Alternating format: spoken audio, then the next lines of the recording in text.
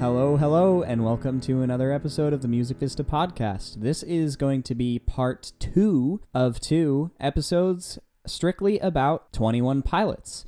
And again, I have with me here Chris Capp. Hello. Who is a 21 Pilots expert.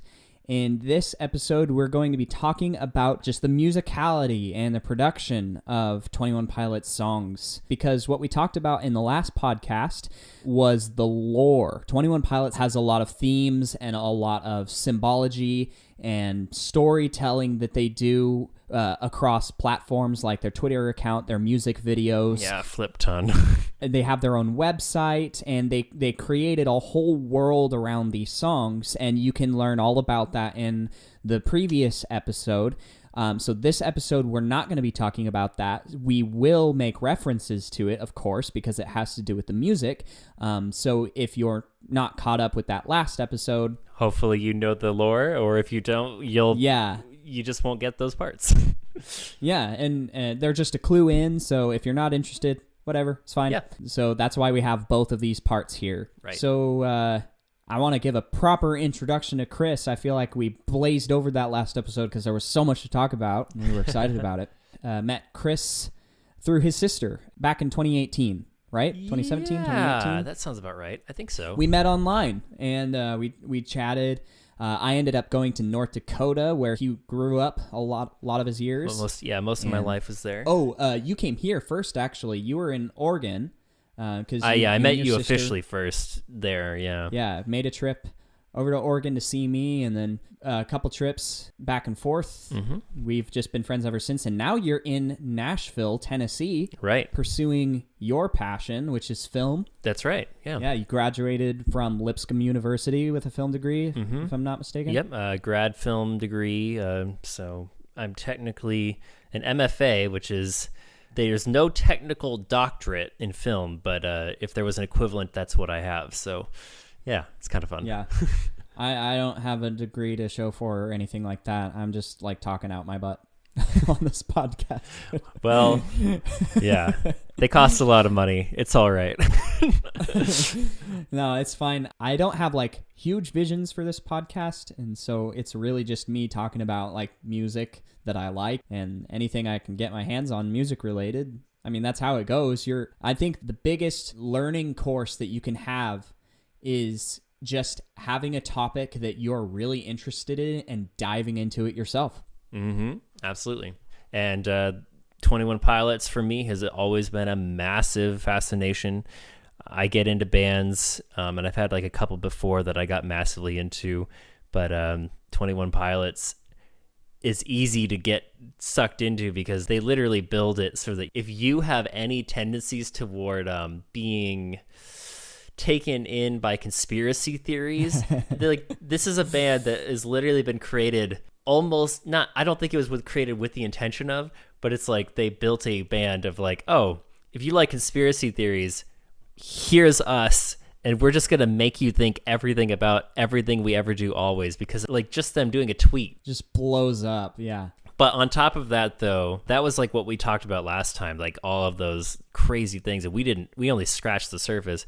This time, though, I'm really excited that, what you said, like you wanted to break this up, and just the musicality alone of these guys is just nuts. Yeah. There's a few songs that really stand out to me when it comes to their music making decisions. Yes. What do you think? Should we start off with their self-titled album? Yeah. I could, and I know that I have more thoughts on that because you kind of hate their first album, right? I kind of try to avoid it. I don't hate it, but... Yeah, I try to avoid it as much as I can. Sure. Well, how about this? I'll give a little brief history lesson on them because it's kind of where they came out of actually really affects the kind of style of music we had coming from them. So Tyler Joseph, he was a kid who was raised in Ohio. His parents were not Christians growing up, but they became Christians through like a ministry that I was heavily involved with called Crew. I think they did Pace Setters or something, but they both became Christians in college. And this is like in an interview Tyler talked about. He said their mission in life was to, after that point, or one of them was to build a family with the new instilled vision of passing on their faith to a new generation because they saw so much value in it and stuff. And so his dad was a basketball coach at a Christian school, and Tyler was really big into sports, and he was dealing with a lot of depression and stuff, but no one in his family was musical. But he got a keyboard when I think he was 14, and he just started plunking around, and he really liked it. And for him, it's how he started his songwriting process. And if you've grown up in a Christian culture, this is a thing that I don't think his parents did this intentionally, but there's kind of a level of like, well, if you're questioning your beliefs, that's not, it's kind of dangerous to think that way. And, there's kind of it's kind of like a Jedi mentality. Like, yes. Anger leads to the dark side, basically. Exactly. And so it's like, like you immediately become evil if you explore your emotions. Right. And and I don't think I think from what I've heard, it's like his parents were actually a little more open to it than, it sounded more like he was just growing up in that culture where a lot of other kids weren't able to. But what he did find, though, was he said when he started asking these questions about faith, and which is what a lot of his songs were really up to until this, and even still is to much of a degree, but until the Trench era. He said his parents for the first time were like, that's really great. Like, he didn't have any pushback. It was just like, we're just really glad you're thinking about things. And for him, it was an escape. And so he started a band with 2 other guys, and neither of them are in the band anymore.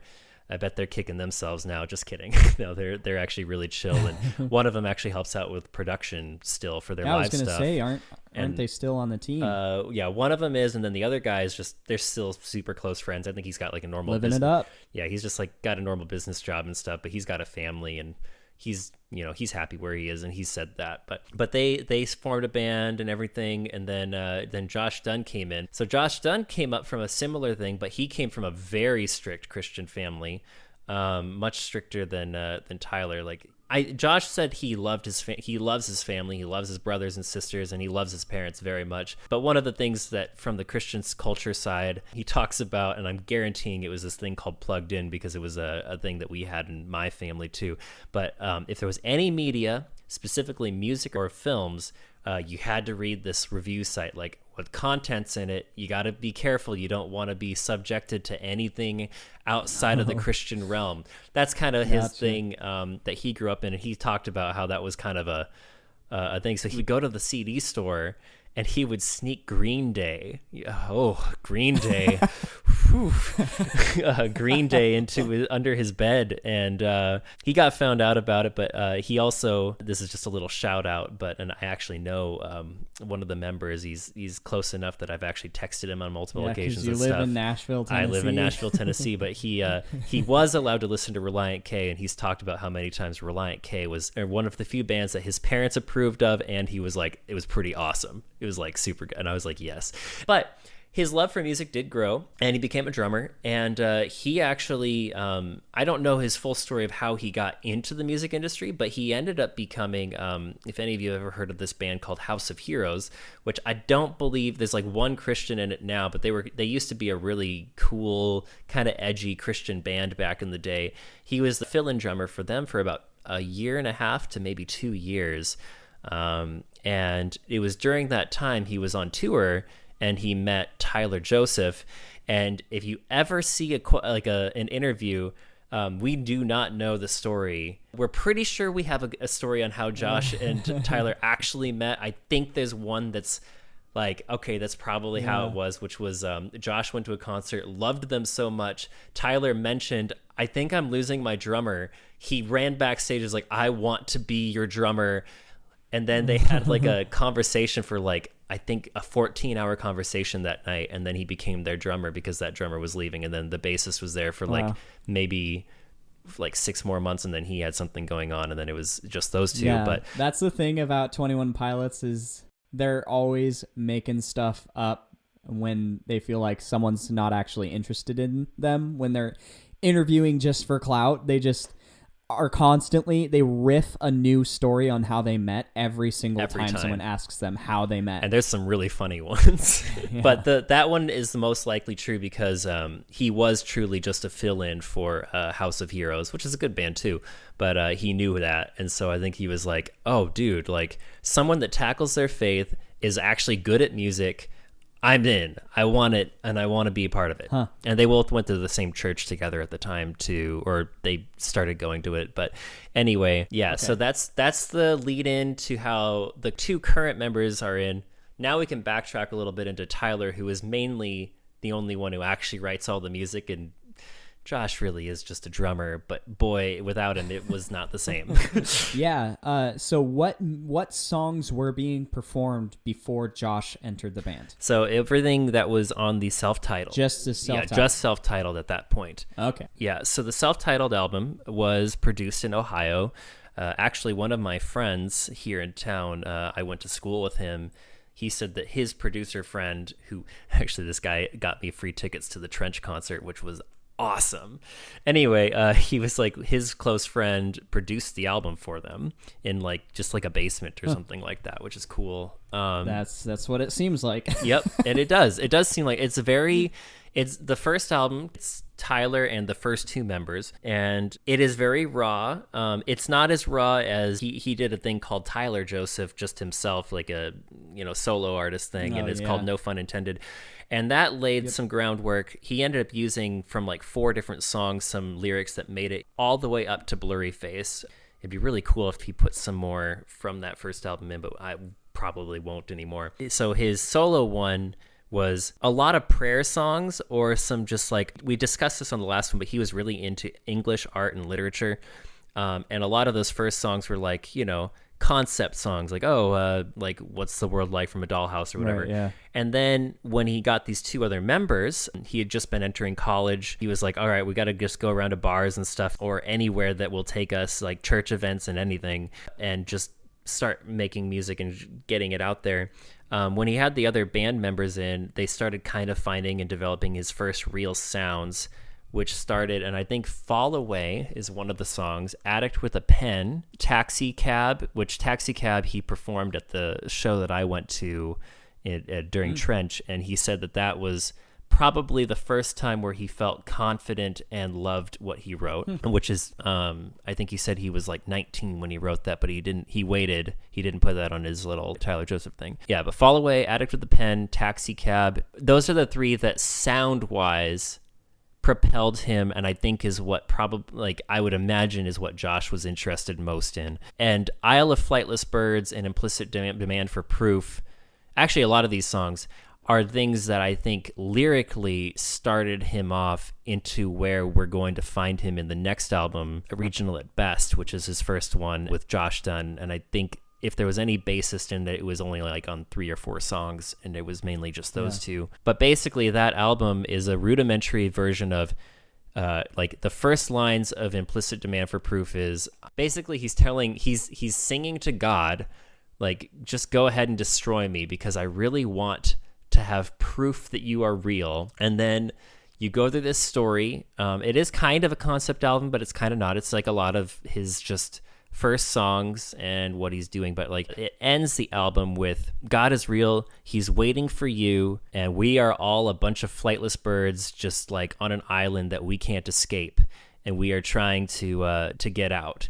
And that's actually very funny because that's a lot of what the story of Trench, which we just outlaid, came from. But Fall Away was a unique one because that brought about his like sing rap style and just deep lyricism.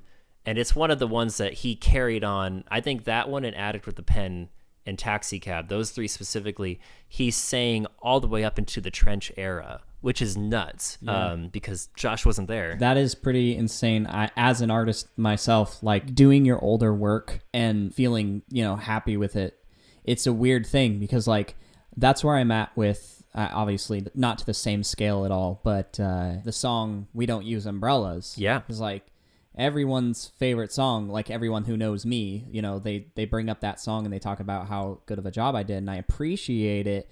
But that's also not the only thing I've ever done. And also a lot of ideas in that song are now void because I have traveled around more states than just, Oregon and Washington and California. I've been to every state except for Alaska. I have, done the things that I wanted to do back when I wrote the song. So like the song feels, it's very dated to me. Right. But, so many of my friends love it and enjoy it. And I can see just from like on a much bigger scale, like where 21 Pilots is, having years and years and having albums now, having developed all of this attention, and you still are capable of playing like your oldest songs, quote unquote, not his oldest, but definitely some of his earliest. Oldest released. Yeah, his oldest from the band for certain. Props to Tyler for doing that, because it's pretty brave and proof of how good of a writer he is. Mm-hmm. Yeah, the fact that, and he's talked about how those 3 songs specifically, he liked still doing them, which is just kind of cool. It's like, when you do something you love, and you perform it better if you enjoy it. Mm-hmm. I remember liking Addict with a Pen. I think it's been a long time, because again, it's hard to listen to for me. I mean, because it's his first thing, because it was done in a basement, because they were just like figuring stuff out, and establishing themselves. The production, like the sound quality in itself, is a little bit painful. Sure. It's a testament to how much they've grown. Absolutely. Oh yeah. Well, one of the big things that's funny is if you listen to that, it automatically sounds so different, because that drummer, he has more of a swing, straight beat style, which is not bad. But it's, when you think of 21 Pilots, you think of Josh's drumming, and it's amazing, like how, again, he's not like writing it, but constantly standing up to play the drums because he gets so into it. Right.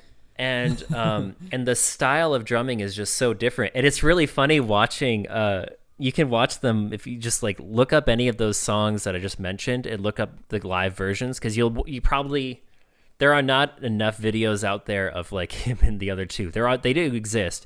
But watching Josh play them is really funny, because it's like he does them very well, but he does do the original drumming style, I think, to be in honor of the original drummer, because I think he really does. But it's really funny to watch him, because like you can see he's like almost getting excited to like want to do more, and then he's like, no, I'm gonna stick right with where it was. And it's kind of cool. But because I mentioned it earlier, the Johnny Boy was a song about his dad got laid off for months, and then he wrote this song called Johnny Boy, which is like, get up, Johnny Boy, like you can make it, you can do it. And it became, I think right now it is, behind Fall Away, the second most listened to song on that album. And his dad hates it, because he's just like, I was just fine. I was okay. but my son made a mountain out of a molehill, so okay. But it kind of is fun, because it's like, it shows how much Tyler really does care about his family. He also over worries. There's like the anxiety level, and also he's cheeky. So I feel like that song does really, even though it's not, I really actually don't like the song, which is kind of crazy, because like it is one of the most beloved off that album. But that being said, I love what it did in terms of his story writing. Outside of that, I think, Isle of Flightless Birds was a big thing. Fall Away was the introduction of the trumpet.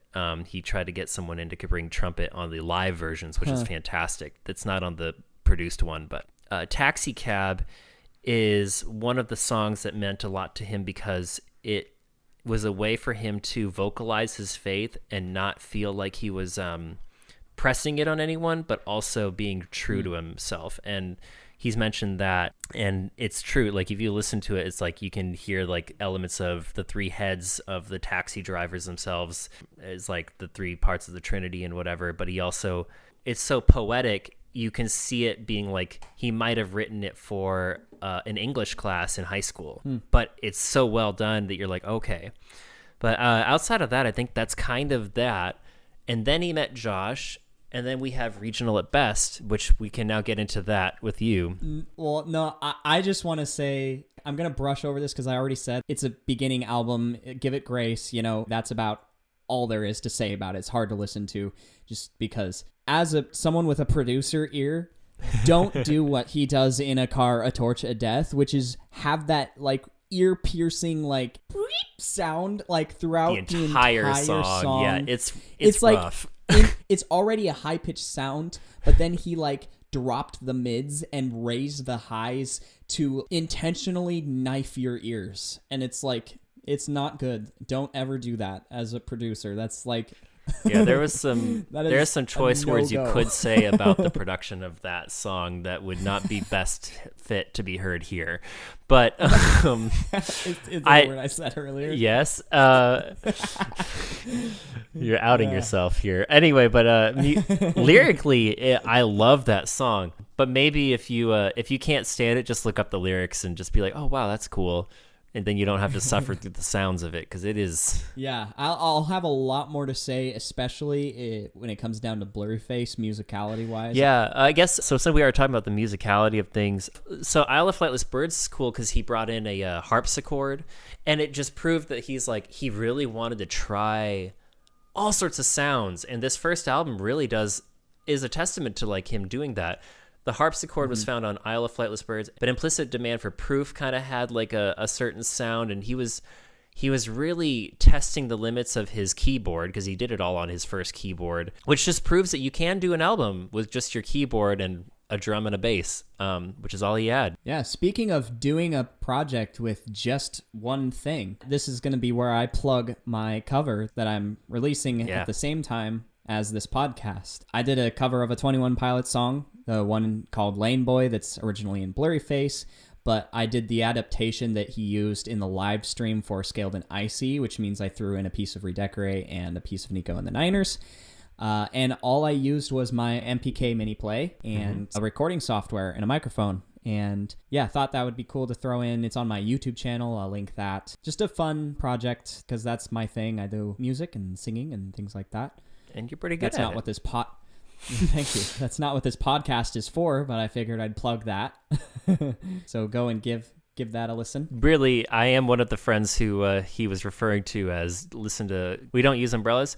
That is a perfect in to his music, and then, explore from there. But that is a great start. Look up the revised edition by Fletcher Wold on YouTube, because that one has the fully produced sound, and you can actually find it on Spotify and iTunes and all the different platforms. I did put a lot of effort into it. It's just some of the message isn't there anymore because I've grown, Yeah, but anyway, it was a great album to start with.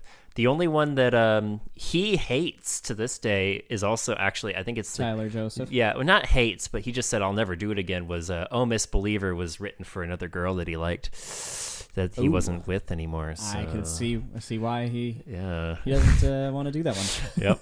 But it is a pretty good song, and that's a really sweet, with a little different for him, but he used a tambourine on that one, which is a little, he was really trying a lot of different sounds, and and it was really a lot of fun. I think if you were just jumping in, Vessel is probably the place to start, or Blurryface, one of those two, depending on if you really like more pop, then definitely Blurryface, and if you're like, I just love good music, we'll just start with Vessel and then just go on through. But if you're interested in seeing oh man, the progression of a band, and a band that was really good from the start, or had at least a lot of talent from the start with 21 Pilots, and just see, or start with Vessel and then go back and just see how much happened in a span of 3 to 4 years. Yeah, I mean, a lot happened for me between being 17 years old and 22. So yeah, exactly. And we talked about this a little bit in the last episode, but the general sound, excluding Scaled and Icy, for 21 Pilots is more on the edgy, grungy side. It's not necessarily grungy. It's pretty crisp sound, but it's it's electronic and it's synthy and it's very bassy, because it's based off of early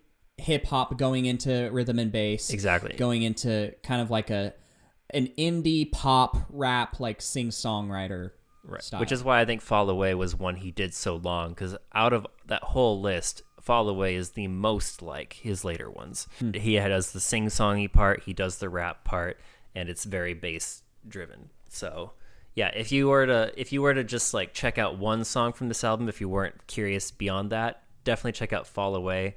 And then Addict with the Pen is very much in line with his and Taxi Drive or Cab are both in line with his lyricism, in terms he even does a little bit of rappy kind of vibes in those too. He was still developing his rap voice a yes, little bit. I've heard you talk about this. Yeah, I've said before that sometimes he has a little bit of like Nicki Minaj flavor, which is the absolute worst type of rapping. Oh, agreed. I somehow love it in this, but yeah, I agreed. Yeah, like what I mean by that is just like the twang, like the accent that he gives his rap.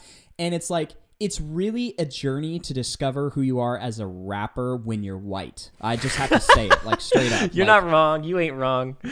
You can't be like, hey, yo, like a non-white person. But because if you do, you might be You racist. can't directly copy Eminem. And I feel like at some points, Tyler will feel a little Eminem-y. He'll feel a little like twisty. Like I said, kind of sounding like Nicki Minaj is just because like rap is a hard thing to solidify and feel comfortable with, like with your own voice and not with a rapping voice that you've heard before. Absolutely. So Regional at Best was their next album. Oh, that's right. It's not in this list. Because so a little interesting thing happened. So Josh Dunn gets in, and so in that opening conversation, which we have that confirmed, they did have like a 12-hour, 13-hour conversation about what they wanted to do and what they wanted the band to be. And they said they had an ultimate mission and goal, and it was a long-term one, which makes me wonder a lot about, like if I'm to share my faith, am I ready for it yet and stuff? And I'm like, oh, and like cowards only come through when the hour is late. I'm like,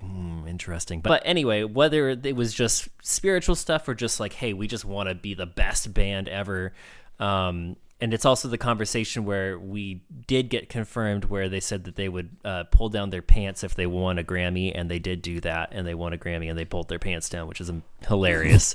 Wow. Yep. It was because of that conversation. But anyway, it inspired Tyler to just go hard. He took all the things from learning in that basement thing, and then he tried to produce an album basically himself with someone mixing after, I believe. He had one song, Holding On To You, that I think he co-wrote with some people, but otherwise it's all him. Actually, he might not have co-wrote that. I think that's a way that Ramen put it in later. Anyway, many of these songs ended up going onto Vessel, so I'm going to hold off on them. All you need to really know is that these are lower end versions of these songs, but Guns for Hands, Holding On To You, Ode to Sleep. One of my favorite songs is Guns for Hands, actually. Great song, yeah. Like in my top 5 21 Pilot songs is Guns for Hands.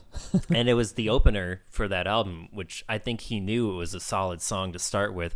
And again, we talked about on the last thing, one of their big missions is to just help people see suicide and say no, and see stress and anxiety and be like, let's overcome this together kind of thing.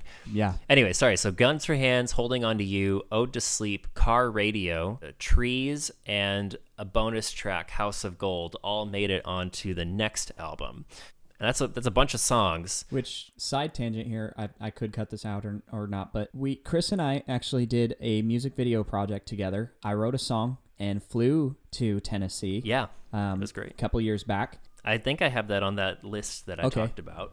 So if you want to check that out. Yeah, your list of YouTube videos. Yeah, so within a couple weeks, I wrote that song, flew to Nashville, and so he could do a music video to graduate Lipscomb University. It was one of his projects. And when I wrote that song for that music video, I sent it to Chris, and one of the first things he said to me when he read the lyrics and listened to it was, "Do you listen to 21 Pilots?"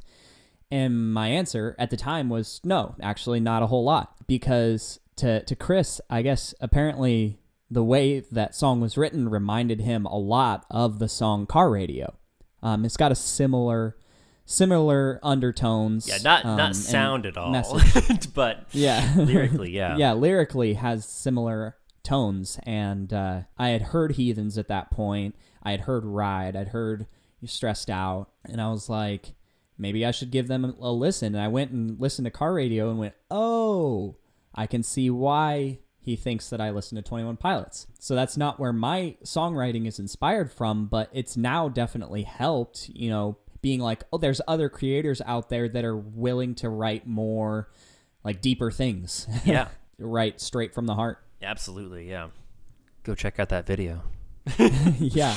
It's not I've gotten better since that video, just as Jordan, I'm sure, has gotten better musically, but like, it's a really cool video if you're interested in Jordan's music. It definitely shows off his lyricism and pretty good guitar skills too. Thank you. Yeah, and it also shows off, some of Chris's, all the shots and all the perspectives were completely his idea, and he did the editing for the video. Yep. So yeah, go check it out. So you were talking about Guns for Hands. Right. So we can hold off on some of the ones. Basically, those songs that I just listed a bit ago, we'll get onto in Vessel, because I think Jordan will want to have a little more say. But basically, these are just rudimentary versions if you find this version of Regional at best. But Slow Town, Forest, Glowing Eyes, Kitchen Sink, Anathema, Lovely, Ruby, Be Concerned and Clear. There's something about these songs that's interesting in terms of, so the last album was like him working through a lot of his issues, and it was very personal to him. Something happened in this album cycle where, like, aside from his song Friend Please on the last album, he really didn't talk about anyone else. It was always about him. Here he was opening up, including with Guns for Hands, he started turning it into, it's a us thing, which if you go to their concerts, they always end it with, we are 21 Pilots and so are you. And I think that came out of this album cycle where lyrically they just started making it you're going to be included in this journey that I'm on. Some of the songs, this is where you get really into the dance, arguably maybe one of their best sounds, because I don't know many other bands who've done it, but they do schizo pop electronic dance beats in with really quiet lyricism randomly. And you can just see, like, the first album, you get like little glimpses of it. This album was like, holy moly, this is what, like, some of what they're capable of. Holding On to You still being one of my personal favorite. Actually, no, it is my personal favorite song they ever made. Kitchen Sink is really the saddest song to have escaped the public's eye, because it's the story of why the symbol exists, which we discussed in the last one. But basically, a line and a dash, if you've seen the symbol, and that's a kitchen sink, and then a slash pointed away, and it's him walking away from a moment where he was going to kill himself. He doesn't explain that story, but if you know that, listen to that song. It's incredible. And then he has his brother sing in it, which is really interesting. This album has the only 2 songs that have features. So his brother on Kitchen Sink, and then Be Concerned has one of his friends named Joseph. Really, really great songs. But yeah, the electronic dance really came alive. Josh brought an intensity in drums like you've never seen. The production quality went up. I think this was the album that they started using Ableton on, which is fantastic. And like, this is where now Tyler actually has his own production studio in his basement that he does all himself, and he doesn't really let anyone else in anymore, which is kind of awesome, unless he wants them to. But you can see the beginnings of that, and him having all the control over it really, I think, allowed him to just have this kind of creativity. And him and Josh would stay up every night super late into the night and just like make these things. And Forest is kind of a harder one to listen to, but it's kind of where he started getting a little bit more of his anthem sounds, like his quiet Leave the City and things like that you'd see cropping up later. Yeah. And Trees. Yeah, exactly. Trees became Josh's favorite song, and Josh freaking good song, dude. It's a great song. Josh asked that it would be the end song for every concert, and outside of 4 concerts since the creation of that song have they not done it. It's been the ending for every concert that they have ever done, which is kind of amazing. And that song is about saying hello to God when they can't find him. And I think that speaks so interestingly. It's not that they meet God and they're not like conversating with him in that song, but it's a hello, I'm ready for this kind of thing. So it's kind of cool.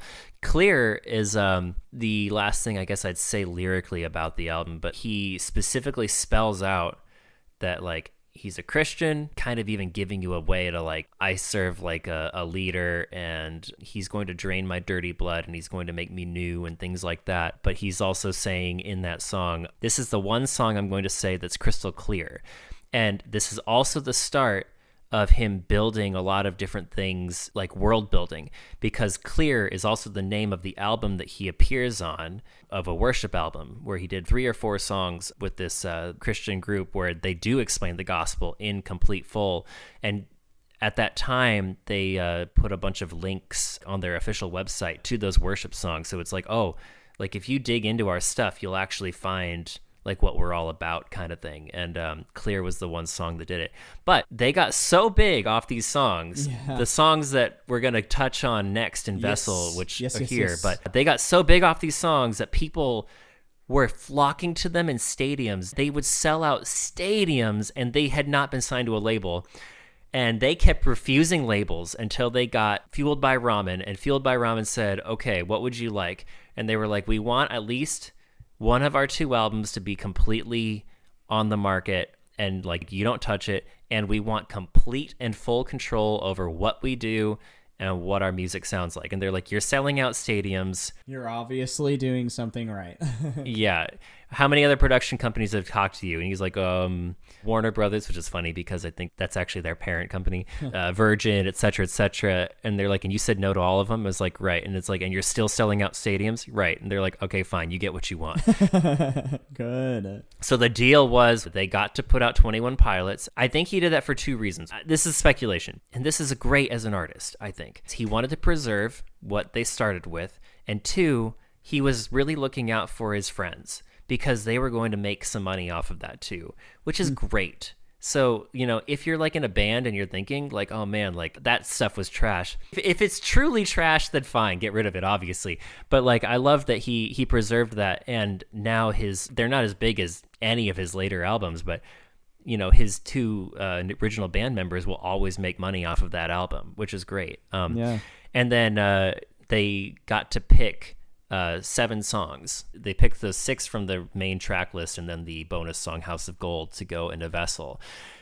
And they got to re-up the sounds on those, which again was just leaning into rap, rock, hip hop, and a lot of electronic dance. So now let's get into Vessel. I would like to, because, you know, I think that feel like that's kind of more my expertise on those. If you have any thoughts on this album, then I don't have a whole lot of thoughts. All I can say is I can absolutely hear the difference. If you compare the songs that are in both albums, Regional at Best and Vessel, is an immense improvement. Yeah. Car Radio also, he has like the screaming in both, but I feel like he really nails down like a more mature, like the looping kind of at the end of the song where everything's going all at once and he's saying, now I just sit in silence, and you have the dun dun dun dun dun dun dun dun dun, you know, like It was pretty messy in Regional at Best, and I feel like it was meant to be because it's like it's a messy thoughts, messy idea, like concept. Right. He gets the idea across, but it carries over that energy into Vessel, but it is a lot more polished. And that goes for like all the songs that transferred over. Just a side note on that, I feel like I wonder if that has anything to do with also Josh's tight drums that he brought. Unlike as I was saying, the other drummer who's got more of a swing or straight style. Which again is no problem, but you know, Josh really brought that. That's probably so. I try to listen to drums as much as I possibly can, but sometimes it gets drowned out in the other things that I focus on, like vocal mixing. And totally. Like there's so much you can focus on this. Like as if you want to say that I'm actually trained professionally in something, it would be in singing. I had 4 or 5 years of lessons. I'm also an impressionist. You know, I like make a bunch of sounds with my mouth, and I can hear like what's going on in those muscles when it happens. And when I tell you that the difference in the 2 versions of Car Radio, it sounds like, it's weird to say this, but like healthier screaming. Yes, because he didn't really scream in the first album anyway, and that was also a really big introduction to that, because that became a big part of them, but it is much healthier. Yeah, it carries over, like you can tell the age gap too between his voice. No, you're right. And because this is a slightly sides as an educational podcast regarding music, some of my earlier episodes I kind of go into some basic lessons. I wanted to bring up the word rhapsody. It's a term for a long-winded song, almost you could say. The earliest forms of the word, I can't pronounce what the Greek word was, but like it comes from meaning an epic poem or pieces of a massive piece stitched together, because that's where we get the word ode from, is a piece of the word rhapsody, and ode is to stitch. So they start the album Vessel with Ode to Sleep, which is a rhapsody. And I got really excited when I found out what rhapsody meant and like what a rhapsody actually is when I heard this song, because I could finally hear the word rhapsody and think of a rhapsody that wasn't by Queen. Yeah. And Ode to Sleep, I think, was my introduction to like, oh, this is what a rhapsody is. It's something that has multiple different parts. It's not only like an A and a B section, like a verse and a chorus and maybe a bridge, but it has all these different combinations of instrumentals that create this song, which is Ode to Sleep. It's got several distinct parts. Yeah, totally. And it's just it's a really fun song. And I think Tyler knew that all along. Yeah, Ode to Sleep is so cool because of its schizophrenic nature. And he said that was the song. I think he said that 2 songs immediately when he was asked what songs to bring over was Ode to Sleep and Holding On to You. Holding On to You is just a great song, but I think he wanted that one mainly because of what it meant in terms of like his faith being represented. But Ode to Sleep, he said, was instrumental in making sure that anyone who ever heard them, he wanted that to be the first song they heard, because that, he felt, showed off what they were capable of. It showed off all their different sounds. And as a musician, I can tell you that's not an easy song to play. No. The more sections you have in a song, like the phrase A section, B section, just mean like completely different musical phrasings. There are so many different phrasings in that song, which is what makes it a rhapsody, like it's hard to memorize them all and play them all in the correct order and play them all right every single time. Right. Yeah. And they mastered it. Actually, the music video for that song, Ode to Sleep, is an incredible watch because it actually shows you just how big they got and how fast they did it. But on top of that, it gives off the impression of like, wow, these guys really, they can bring the talent live, and they do it so well. Now, yes, they're using a lot of pre-recorded mixes, but like Josh is insane. Didn't you say at one point, is this correct, that Josh is like actually one of the top drummers in the world? I don't know where he places, but yeah, it was funny in one of the Trench music video behind the scenes. They were like, he got nominated. He was in the top 6 for sure, but he didn't win. I think he lost to like Travis Barker or something. I forget whoever was that year. We still love you, Josh. Yeah, exactly. And Tyler was just like, yeah, so I'd have like a pretty lame drummer or whatever he said. It was really funny. Couldn't even win or something like that. But the fact is, he was in a competition for the best drummer of that year, and he did make it to the top 6 for whatever year he was on. He was trained by someone who won that position 2 years in a row, though, but from MUTEMATH. Which we could talk a little bit about, even those amazing live mixes that they did later. But yes, he has gotten accolades to be on that level. Yeah, Vessel opened with the Rhapsody, Ode to Sleep, and then continued with Holding On to You, both absolute bangers. I would even venture to say that this album doesn't really have any bad songs at all. I feel like it just flows. Because they were able to pick 6 songs. It was 6. I thought it was 7, so redact what I said.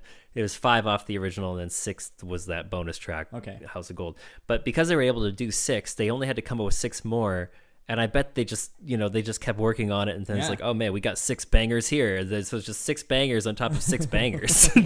Yeah, dude. Well, what I like about Trench most is like we're still in the phase of 21 Pilots where they're like independent and the production quality isn't as great, but it's still stands the test of time. You mean Vessel, not Trench, right? You said Trench. Well, I was going to start talking about Trench, but like Vessel's album is like, production-wise, there's some dated things in it, but it's still listenable because obviously it is, because it's such a hit. But I was going to say Trench kind of follows it really settles into a theme musically, production-wise, and I think that's what makes Trench blow every other 21 Pilots album out of the water, is just because it just locked in, like, this is what it's going to sound like, and it went hard and it went well.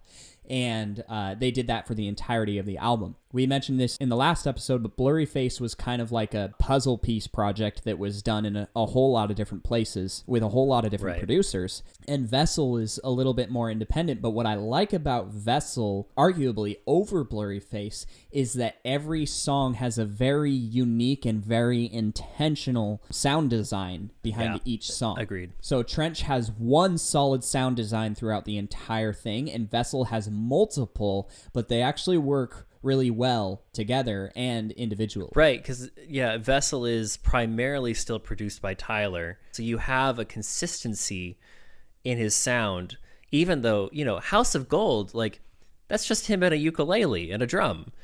But there's an element of, this is just Tyler.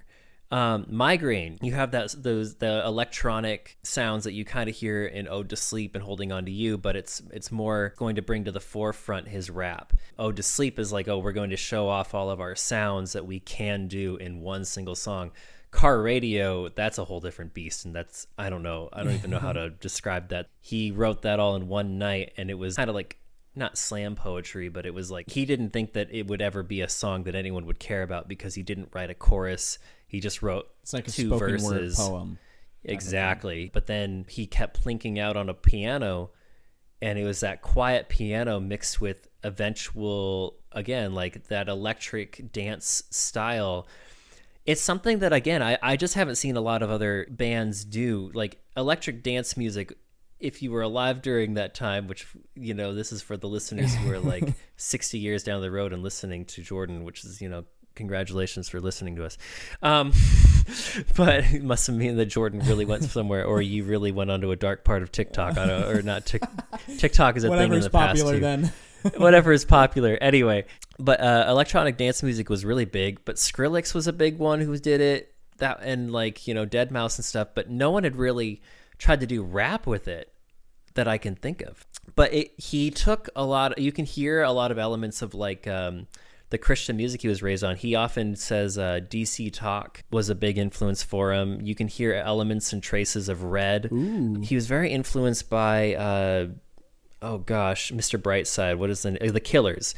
Oh. The Killers was a huge influence for their sound, and if you listen to the Killers' main album where Mr. Brightside comes from, it might actually be called Mr. Brightside. The album is called Hot Fuss. You will hear how that really affected him, and it's just like his fingerprints are all over.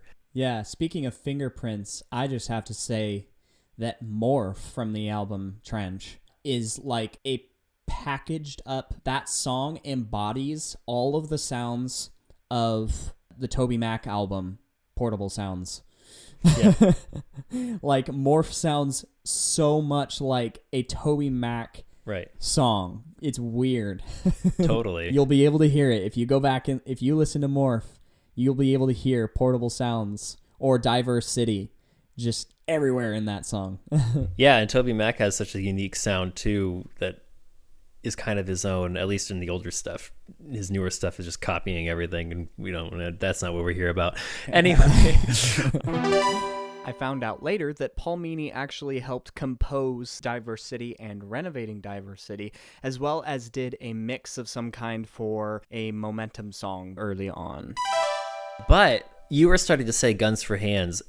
I would like to hear your thoughts on that, because I know you've talked about how much you love it, but it is unique, and it's a little different than a lot of their other songs. What do you find so much that you love about it? Like I said, I'm just attracted naturally to the more like upbeat jamming songs. Yeah. Lyrically, it is still heavy. It's still a Tyler Joseph song, but it's a lot looser with the message. I just like how pumped up it is. Oh yeah. And like the music video is just, I love it, but it's so whack. And I feel like that was my introduction to how cheeky and just crazy Tyler's ideas can be. Yeah. With like the whole tape on the face and everything. So you kind of liked how they used that song to kind of build more of their style in terms of like what they did outwardly. Yeah. Because like I came from the background of a lot of the artists you've mentioned, DC Talk, Toby Mac, Switchfoot, Reliant K, things like that. And I am a big Owl City fan. and like Umbrella Beach. That's the same kind of energy that Guns for Hands has, where it's just like I never thought of that, but yeah, things like that. I mean, the message of the song kind of does speak to me a little bit, like people having guns for hands just in general. Like that's a good phrase, I feel like. Just whether it's intentional or not, people just do mean things and are critical and are alarming. You know, like you have to put up defense mechanisms against people who, whether they intended or not, just point fingers at things that are none of their business. Yeah. But yeah, the third track on the album, Migraine, I took a long time to warm up to this song, actually. But it ended up being one of my favorites, actually. Initially, I was warded off from it because I felt like it, again, going back to like that specific twangy, sharp accent he has when he raps sometimes, where he starts, I have a migraine. And I disliked that at first, but the more I listened to the song, the more I was like, it's a good song. Like, of course it is, because they're all bangers, like we said. Well, I'll have to remember to say this when we get to Scaled and Icy, but that's how I felt about Choker the first time I heard it. Oh, really? Yeah, but we'll get there. I guess that makes sense, but his singing voice had just matured so much at that point. Yeah, he's still Tyler. He's still got to have that in the undertones, but like he's become a lot more chill and settled. Yeah, his voice got a little deeper, I think. And maybe it wasn't that. Maybe he just developed his voice, like you're saying. But I know, like, you do shows all the time. This would be year 4 for them. 4 for him, at least. And no, I guess 5 for him. Year 5 for him and year 3 for Josh. But not like it matters to him. He's not singing. But 5 years of singing, that'd be a lot. Yeah. Some of his songs also have, we haven't mentioned this band at all, but My Chemical Romance. Oh, yes. Yes, and that was a huge influence for them. Yeah, he even covered Cancer later. That twang that he has comes from that like emo phase, right? Like everyone that's in their mid-20s to 30s now have, you know, this emo was a huge part of their lives. And Tyler kind of has a little bit of that like emo voice that bleeds through, and that's the whininess that I'm hearing. No, you absolutely are right with that. Yeah, so when he does songs later, like when he does his Blurry Face songs in his live performance for the Scaled and Icy release, all of those, when he raps in that performance, he does the same songs that are in Blurry Face, but he's got this really chill, like deep voice, like you said, but more solid rapping style that doesn't have as much of the emo that's in Blurry Face. Right. No, agreed. I agree with that. Yeah, so I guess we could move into Blurry Face. It sounds kind of like we've run through this album, unless there's anything else you want to say about Vessel. Let me look at the discography. Oh yeah, I definitely actually have some things to say about what I was talking about earlier, about how they all have a very specific sound that goes with the lyrics. Specifically, I want to point out Fake You Out, which sounds a lot more, like I said earlier, or was it last episode or was it this episode that I said that people will say it's video gamey because of the pixelated, you know, the technology that we had for video games. We had to use synthesized, computerized, generated sounds. And I would say Regional at best is the most like the video game sound, and that Vessel still had a lot of that, but was moving away from it. But yes, this is one of those songs that had it. And a lot of people will just correlate synth and computer-generated sound to video games because that's where video games started, and that's the impression that it left. Right. But what I like about that specific sound and Fake You Out is because it fits so perfectly with the song. He's talking about angels in a sense. Oh, his lyrics got so much more mature in this album too, like the 6 new songs. Yeah, so he's flirting with the spiritual world, and in that sense he's using that fake sound, which is developed a long way in the production world, but it is fake. It's not real instruments.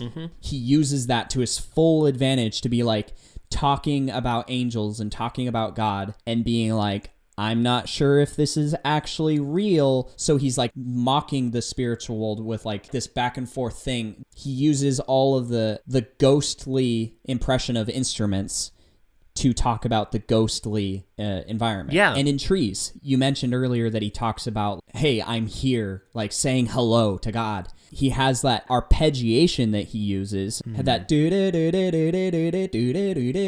it's a peekaboo sound. Yeah. If that makes sense. Like a parrot would go peep, peep, peep. Oh, yes. And, well, two thoughts then. Yeah, so one of the things that he does, you were talking about, like, the whole angelic vibe that they have. Like, you listen especially to Jumpsuit, where he talks about spirits in my room, friend or foe. And then you tie that back to going back one album here to Glowing Eyes. I think he does do a lot of ethereal sounding sounds to give the impression that there is a spiritual world happening around us all the time. Yeah. And because like in that line, spirits in my room, friend or foe, felt it in my youth, feel it when I'm old. And it's like friend or foe, like it's like he's always surrounded. You get Ode to Sleep and you have him like literally wrestling with demons and telling him to go away and stuff. And so like I think you're right. Like in these other songs, not that those other ones, like those ones are more like when he's just saying about it, it doesn't feel like, but like I think with the ethereal tones of it is like, oh, this is kind of the headspace. This is where like I can feel these things around me and I'm going to make a musical sense for you to almost kind of feel like that too. And in Semi-Automatic, he's got that very like cut and dry snare fill. This is Josh, correct? In Vessel. Yep. He does that. I'm never what I like. Da, da, da, da. That's like a semi-automatic weapon. Absolutely. Like, da, da, da, da. And there's all of these little tiny things they throw in to symbolize. Yeah, I love that because like not only are they like, you know, when we talked about the lore last time, you can listen to these songs and not realize massive storylines they're telling you. They're doing the same thing musically. That's the point that I'm trying to get to. It's like, there's so much happening. You reminded me of something that is important to all of 21 Pilots, and one of the successes for them in the live world, which is a lot of their songs deal with musical term here, call and response, much like an old hymnal and things. Yeah. That comes from, you know, he used to lead worship at his church. He came out of that world, and so I think he took that with him. And so there's like a lot of, he's going to do things where one half of the audience, if you've ever gone to a show or if you've seen any of their live stuff or even just listen to their music, you can catch it with their production. But like he'll do a song, My Blood. He'll be like, all right, one half of the audience be like, stay with me, no. And then he'll have the other half of the audience go, we don't need to run, stay with me, my blood. Huh. And so I saw someone talking about this musically. They were just like, almost every song, not all of them, almost all of them, though, have a call and response to them, which is funny because when he was like, I'm going to just go through, he just started picking through and he's like, oh, not that one, this one, this one. Almost everyone he said they did are ones that they consistently do live. So I think that like they even build songs around what can we do to get an audience to just be super into this song.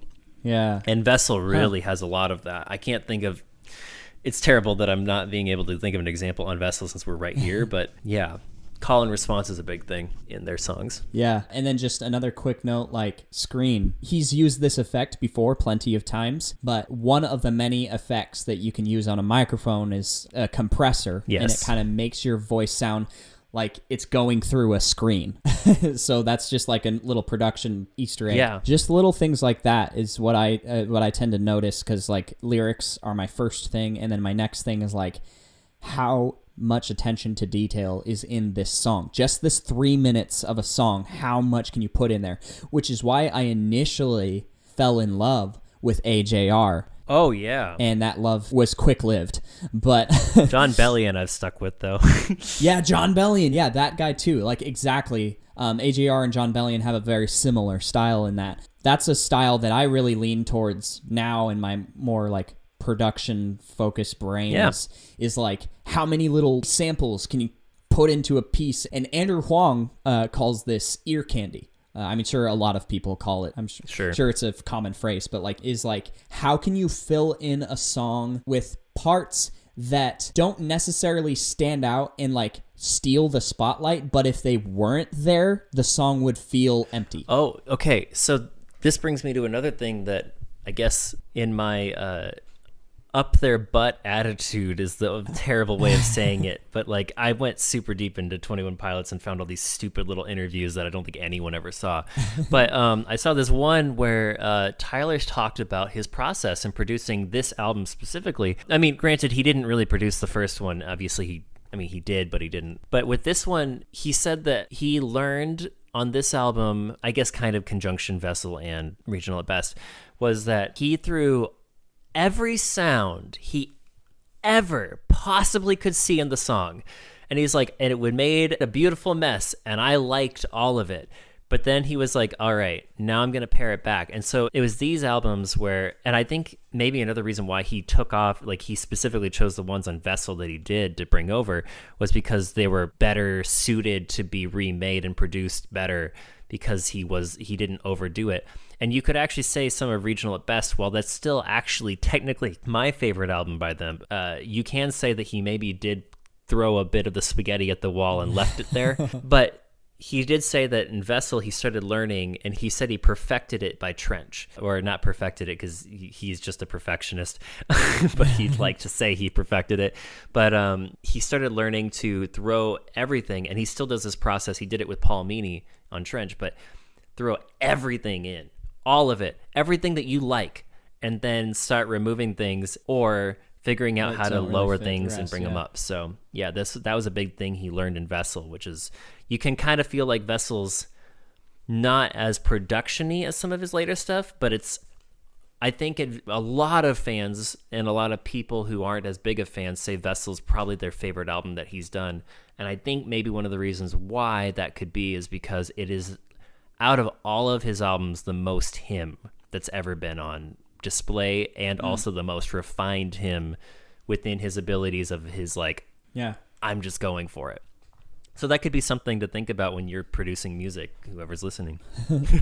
Yeah, and like the songs like House of Gold and Truce, where they're like very minimalistic, they're more like storytelling type of, you would almost like imagine yourself flipping through like an infant's, like picture book, and there's just like 5 words, and then there's a picture, and it's all really nice and pretty. Like that's kind of what House and Gold and Truce kind of give off of these vibes of like rocking chair, like personal, like right. Which he'd only touched on with March to the Sea in the last album, and we hadn't really seen that before with him. Yeah, and House of Gold, I mean, is a little bit more drivey than Truce, but they're both there's less happening. There's almost no synthesized instruments in them, and it's more like raw poetry.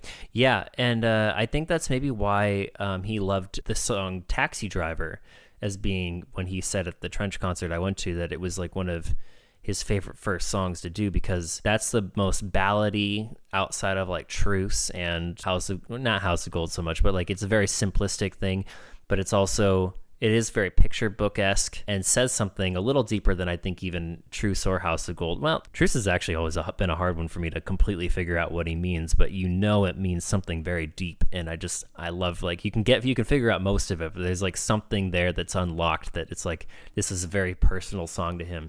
But I think that's why it hits, and I think it's given me, in my own personal experience in like artistry, both in music, which I do dabble in, but especially like even within film, it's like just bring those things to the forefront. And even if people don't get it, I think people are attracted to honesty, and they can feel that. And even if they don't understand everything, they get it. Yeah. And Tyler just does that. I think out of all of his albums, it's clearest in this, and probably, well, it's clear in all of his stuff is very true to himself, but Vessel has like a rawness to his truth that you don't see in other albums, I'd say. Yeah. A refined rawness. He's really raw before this, and he's pretty raw after this, but it's like a refined, and probably at the height of his early creativity, which he loses some of and gains more of other things later. It's a unique time for him, and it's a unique time for this band, so it's cool. It's a cool album. Yeah. No one will notice this, but we took a big, long break. Yep, about a 5-hour break. Yeah, and we're right back because we did not have enough time to talk about all of this stuff. Let's move right along to Blurry Face. The thing that truly skyrocketed them. Yep. for sure. Car Radio and House of Gold would have been their only real hits up to this point that would have like been on any charts anyway. During that 5-hour break that we had, I did listen to most of Trench and the entirety of Blurryface, and I just noticed a couple of new things I'd never heard before, but I don't think I'd ever use the quality of headsets that I am currently using, or headphones, and I always hear just new little things, again, with like the ear candy and the special little tiny blips that they put into these productions that just make the song, and you would tell if they're not there, but sometimes you can't even tell they are there, and that's how perfectly mixed they are. One of those things that I noticed was in Blurryface, I noticed like this little like Pac-Man type of sound in Heavy Dirty Soul. Like a whap, whap, whap, whap, whap, like eating the ghosts. Yeah. This is why I was upset at you earlier when you said Blurryface isn't all that good of production quality. I was like, bull. For one, since we're now on the topic of it, my favorite produced song, not that I think it's, I do agree that Trench is a better produced album, but the best song I think ever produced by them was Fairly Local. Okay. I actually use that song as a test for any speaker whenever I have like a new... Really? Yeah, because the bass, the highs, the mids, all of them are just some of the best production. Okay. And I had someone who actually is a producer out here in Nashville say, oh, if you're going to do any 21 Pilots song, that's the one. And when I heard that, I was like, oh, really? And then I started doing it. And I'm like, oh, my gosh, you're right. Like he said, it's the one song on that album that is just like the best mixed song on the, and it's, I was like, And it was already one of my favorites too. But do you happen to know who produced that one? Well, I don't offhand, but because I have Spotify up, Fairly Local was by Ricky Reed. I have heard that name actually. CeeLo Green, Far East Movement, Jason Derulo, Pitbull. Ugh, I hate Pitbull. Oh, okay. Fifth Harmony. Lunch Money Lewis. Oh, he did Bills. I love that song. Huh. Fairly Local was the one song he did with them. Oh, he actually did a bunch on Blurryface. He helped produce Tear in My Heart, Lane Boy, Heavy Dirty Soul, Ride, Doubt, We Don't Believe What's on TV, and Goner. Okay. Meghan Trainor, Andy Black. I haven't heard of a lot of these, but you can just look up his name and you'll find a bunch of stuff that he's done. All right. Well, that's that. Yeah. Anyway, that's a little. If you're looking for a song to figure out if your speakers are good. Yeah. I don't know what I was saying. No, you're good. I think you were saying, and you were right, that it's just like a lot of different producers, and it's not a cohesive sound, and you are completely correct on that. I mean, honestly, there's a few songs on this record that feel a little common. Good one. To those of you who know this album, that's a direct line by Tyler in the song Lane Boy. The song that I just recently covered. Plug, plug, plug.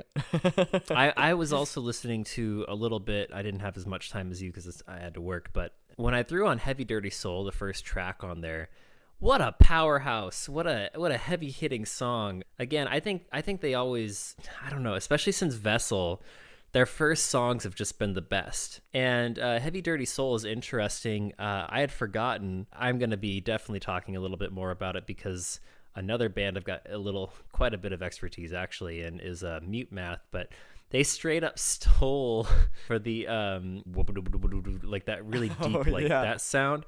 That's exactly straight up from their album Armistice. I can't remember which song, but I heard it and I was like, oh my gosh, they just ripped it. And I wonder if that was what caught Paul Meany's attention, because he talks about in some of his interviews, he's like, oh man, when I was doing MUTEMATH, we straight up stole some sounds, just straight up sampled them and used them and hoped the artist never noticed, and we've never heard anything back, so we're good. But I bet he noticed that they did that. Now, when did he say that? He said that about 3 years ago, so it was definitely after they'd already worked together. But I would just hedge a guess that he probably heard that in Heavy Dirty Soul, was like, you little stinker, you know? I love it. Yeah, so, the reason I asked when he said that is because that's actually been like, that's kind of it's always been a thing, but I feel like there's an uptick of it recently in people like really looking for excuses to sue other artists Yes. If that makes sense. Like they're finding like, oh, this sounds like what I did in my song. You took it from me, like that sort of thing. Yeah, it's definitely ever since the Dark Horse thing with Katy Perry, it has just been upticked a lot. I mean, we can talk about like, since you brought up Heavy Dirty Soul as like a hard-hitting opener to an album, what album doesn't have a hard-hitting opener song? I mean, the first album probably doesn't technically. Probably not the self-titled one. But even with the self-titled one, they set the tone for their entire discography. Even though that wasn't like a bam in your face, he always had a really strong opening. I think he makes albums, and it's clear that he makes albums. Yeah, and that's what I was gonna get into, is like we can talk about like albums in general, like for artists as a whole. I'm actually going to link a video of this guy that I follow on YouTube. He has interesting points having to do with showmanship. I mean, 21 Pilots takes it to a whole other level with their lore and like storytelling and everything like that. But heck, their shows, they also go all out on their shows, which they were a product of MUTEMATH in many ways, and MUTEMATH was copying someone else. But yeah. Well, what I was gonna say, like this video that I watched talks about the way you organize your tracks in an album, like what song is first, what song is last, what you put in the middle, and the feeling and the vibes and the tone and the brand that you're setting for that entire album is all in like the play order, and it's in how you market the album, how you present it. There's a whole lot of craftsmanship that goes into just like literally the album itself. 21 Pilots, on top of their lore and their storytelling, they also have that powerful presence of not only consistently releasing albums, but like making each album whole and presenting them well in their own way. Absolutely. Like, and we talked about Vessel was a concept album in itself, which was he picked 6 songs and made 6 more songs about the impression of living as a vessel, living as like what do you pour into yourself. So I think even when he was in the one time where they didn't have all original songs, he still was crafting an album. One thing that kind of, when I was listening through this again, marked an interesting swing for them was bringing in a reggae style for this album. Oh yeah. We hadn't really seen them try. I love watching these guys spread their wings musically, and Ride is not my favorite song, honestly, but I do like the lyrics, and I like the confidence of the song, and I like the fact that they tried the reggae, but I think they did that reggae thing a little better in Lane Boy. Yeah. But it's kind of fun to watch like how they were trying to develop their sound, and I don't know if they've done much in the reggae stuff since, but it gave it a very unique flavor to this. Bounce Man had a little bit of sprinkling of reggae in it. No, yeah, that one did. You're right. But yeah, they definitely chilled out on it after Blurry Face. Well, there was a bunch of it in Trench too, like Cut My Lip. Sure. Actually, I think it's just Cut My Lip. Yeah, I think that'd be about it. Oh, and maybe Smithereens. Smithereens, yeah. I think that those would be the only 2. Doubt is one of the Bishop songs. Yes, it's the one that's most clearly, of these songs, you could tie that one easiest to the lore, even though I don't think the line gnawing on the bishop's claw or way up their system was intended initially to be a song. I think that was actually about the Catholic Church and his problems with it. Yeah. I think Polarize has been one of my favorites, like top 10 same. Probably. Same. I love backbeats. I love all the little polyrhythm things going on in it. Yeah. But yeah, there's a lot of bass-heavy stuff in Blurry Face. Like, obviously bass is a core piece of our musical world today, just in general. And it's funny that it's bass-heavy because he didn't learn how to play the bass until the next album. Well, I'm just talking like 808s. Like, a lot of this is probably digital bass. Oh, it is, absolutely. And that adds to like the grungy feeling that I tried describing earlier. It's kind of funny because like there's like 3 songs on the first album that feel like it's moving to something. The next album has that very electro dance, I'm getting cool vibe, and then Vessel takes a bunch of those and then puts a few more in that still kind of keeps that process, but it adds in more, for the first time, ukulele. Yeah. And then this was like, we're just going to drop most of that except for Lane Boy, which is so legit, with that electronic dance at the end. Anyway, but it dropped a lot of the electro dance stuff, which is sad because I want them to do more of that. But it really got into the cool factor, and they do well. They do really well with it. Your Daft Punk roots are coming out when you're saying that. I want some like dance house music. It's true. Daft Punk didn't do that kind. That's definitely more like Deadmau5 and Skrillex, the kind of things they were doing. But yeah, I definitely like that kind of music. Yeah. No, it's interesting how, again, like just the hodgepodge of cultural music that's mixed into this. Yeah. Like you're talking about freaking Deadmau5 and Skrillex, and then you're talking about Izzy the ukulele man from Hawaii.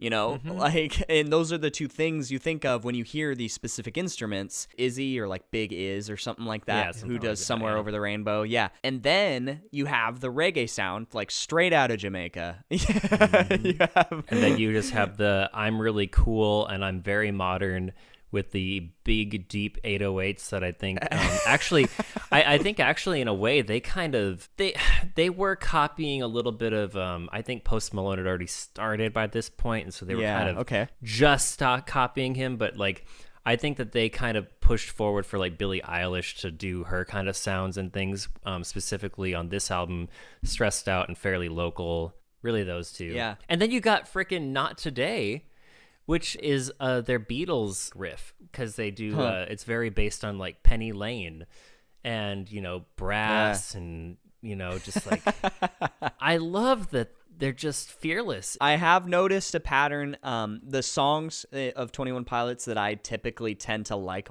just that stand out to me more than the other ones, and I never noticed this first. I always come around later and go like, oh wow, all of these have something in common, and it's when Tyler Joseph uses his gosh dang head voice. Like I'm immediately more magnetized to songs where dudes are singing in their falsetto range. That makes sense. Knowing you. Yeah, it's just like fun to me, I guess. Like I don't know. Yeah, absolutely. Yeah, and the cheekiness goes on through his music. Like, we don't believe what's on TV. It's very... That's my least favorite song on this album, and definitely one of my closest to lowest. Every song where there's just a goofiness of, like, yas and chants and woos, and then, like, a laziness to his falsetto. Like, at the end, when he's like, oh, and it's like, you can kind of tell the wobbliness that's there. It's just like, you know, like, it kind of is. And even though it's not my favorite one to listen to, man, he kills playing What We Don't Believe What's on TV live. Oh yeah. I've watched some of those performances, and he brings, like, that's a live song. I almost wish they just recorded it live and then just put it on. That's not really their style, but it's because of the energy that's in the song. Yeah. Like when you're listening to the song, if you're driving in your car or something, you're just like, you can't really nod your head to it because it's in double time, but right. That is maybe part of it. But I can imagine, like, when it's on stage and they're just like jumping around and like yelling at their audience, and their audience is yelling back. Yeah, and there's something when the audience just goes, yeah. It's just like, oh man, you just like, oh yeah, I'm in. Like I was just like, oh, you're doing this song, and then I was like, whoa. I did not give this song enough credit. This song is so good. Okay, I thought about this. I don't think I've heard anyone else talk about this song. I gotta say, even though it's certainly not my favorite song on the album, Message Man is one of the greatest songs in terms of production and telling a story through sound. I love Message Man, my guy. I know, it's fantastic. What I love about that song so much, he is like making fun of all these people. It's like he knew that he was gonna get super big, and then he's making fun of everyone because he's like, you don't understand what I'm talking about. In fact, I would venture to guess you probably, because of how small your audience is right now, I'm hoping that you have a lot more people that come in and hear this. So if you guys are listening, I would venture to guess that more people don't know that these guys are Christians. And this song is kind of like, I have a message and you don't get it. And the fact that he's just like, my people sing, because like, and you're just like, wait a minute, that's so stupid sounding, but he's so, and then later on he's just like, but when you understand, and then you'll all be singing, hey, and it's a smaller sound than it was before, because like at the beginning everyone's like, hey, and then like the second one's like, and then it's a smaller one at the end, but like it's just as powerful, but hey, you know, just that alone, just he produced these different A's and told a story through it. It's just such a unique song. Just go listen to it, because it's like, I don't think you would go like, man, have you ever heard 21 Pilots? Yeah, okay, well, I'm gonna throw on the song for you. It's not a song that you do that to. And the funny thing is a lot of people think that they're on the A's at the end, like, oh yeah, I totally understand them, and I'm sure that they do to a degree, but there's so much that they're like hiding right in plain sight, which is the song Clear. Anyway, and it's the cheekiest I think he ever got, but he also somehow did it without being like, I think he's only ever actually had one lyric where he really was like, I'm the best, and I was like, you're better than that. This is the song where he says I'm the best without ever saying he's the best, and then craps on all of his fans. And well, most of them, basically whoever doesn't get that he's a Christian who's trying to tell people stuff. It's just funny. and he's just like, you don't get, I'm denying who I love by not saying directly, but I'm also telling you directly if you just like read into the lyrics. It's kind of pretentious, and maybe it's like a bad toxic part of Christianity, but I just think it's so funny because it's like within this realm of music, it's just, I don't know, it's funny. Well, here's the thing. I have something to add to that, which is the fact that hip hop and rap, that culture of rap, just like metal comes out of like a lot of anger and just venting a straight up toxic level of rage emotionally. Rap in a similar way is kind of like the genre created out of I am cool. Like it's really, just listen to like literally almost any rapper. They're talking about themselves and their achievements and their greatness, and nothing can touch this. I've come up from the bottom. F the police, you know, things like that. And that's where there's a stigma with rap. And of course, with the more and more artists that use it, the less and less it becomes about that. You know, kind of like everything started somewhere, but then it evolved into something else when culture takes it and transforms it. So rap does have its beginning in kind of like a boastful culture. Yes. And of course, you know, because that's where Tyler gets his influence, he just kind of flips it a little bit to a more Christian perspective, and just rubs it in the face of the audience. Exactly. I think you're right, because it's because of that rap culture that makes it okay. Like in any other scenario, I'd be like, what a you could bleep that out if there's certain people you don't want to hear that, but like that's basically, it's just like, come on, man. Why would you say that? I'm gonna bleep it out just because the bleep sounds funny. That's fair. Anyway, but like I just think but in this case, I laughed when I realized what it was. I was just like, what was that song? And then I listened to it again. I was like, I think that confidence, though, is kind of indicative of that whole era of him, which I think he was kind of trying to get away from. Some people talked about how Trench was so different and so not into the pop culture phase. Like, aside from Chlorine making it onto the radios, none of the other songs really did. And it's almost like some people were like, did he just go out of his way to just make something he liked and only he liked, and we all loved it anyway? But the radio was like, what the heck? You know what? When I very first listened to Trench, and give me some grace because this was before my deep dive into like production and mixing. Yeah. Training my ear to songs instead of just listening to lyrics and listening to instrumentation. When I first heard Trench, I actually thought it felt empty. You are not alone. In fact, a lot of people I know don't like that album. Because of the amount of ear candy, to use that phrase again, in Blurry Face, and because I was just getting into like AJR and John Bellion and all these guys that were just like stuffing your face with sound upon sound upon sound, and it's just like, boom, here, left, right ear, everywhere there's a sound and there's little tickles and little sprinkles. And I was having trouble finding depth in Trench because there's not as many layers. But what I realized later was how spacious it was. There doesn't need to be like and it is 50 tracks, and each track has like 10 little sounds twinkling all around on it. What Trench does is like maybe does 10 tracks, but makes them so full. Yeah. Before we jump into Trench, I think I'm going to go over a little bit of a history and what massively changed for this coming era, which was the Top Times MM. Do you remember that little album? 21 Pilots times MUTEMATH? Oh, yes, I do know that album. So 1 year after Blurry Face is done, they're going on tour. Everything's going nuts. And I've mentioned it many times, but now I can just say it with just full confidence, and it's like this actually is pertinent now.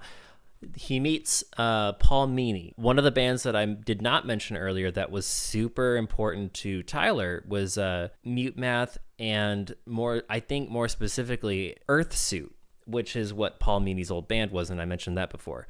But what's unique about Earthsuit is it was a failed experiment in the 90s that no one was ready for, and it is so good. I mean, the production quality is not as good as it becomes in MUTEMATH, but in the one album that you can find everywhere, because they don't have anything else really, I think it's just Earthsuit, self-titled. They do reggae, they do hip-hop, they do straight-up rap, they do rock, they do Scottish music, like with bagpipes. They do the deep submarine, like almost kind of like what 21 Pilots did in their first one with the song that grates your ears. That but they don't have the high version. It's like a low version, and it actually works. And they also have elevator music, freaking elevator music, and like all of that in just 10 tracks, and it flips. Like if you have a time or are interested, it is a little different for modern ears, but Earthsuit really grounds a lot of what he's into. And so he got to meet a hero, and he was currently in the band MUTEMATH.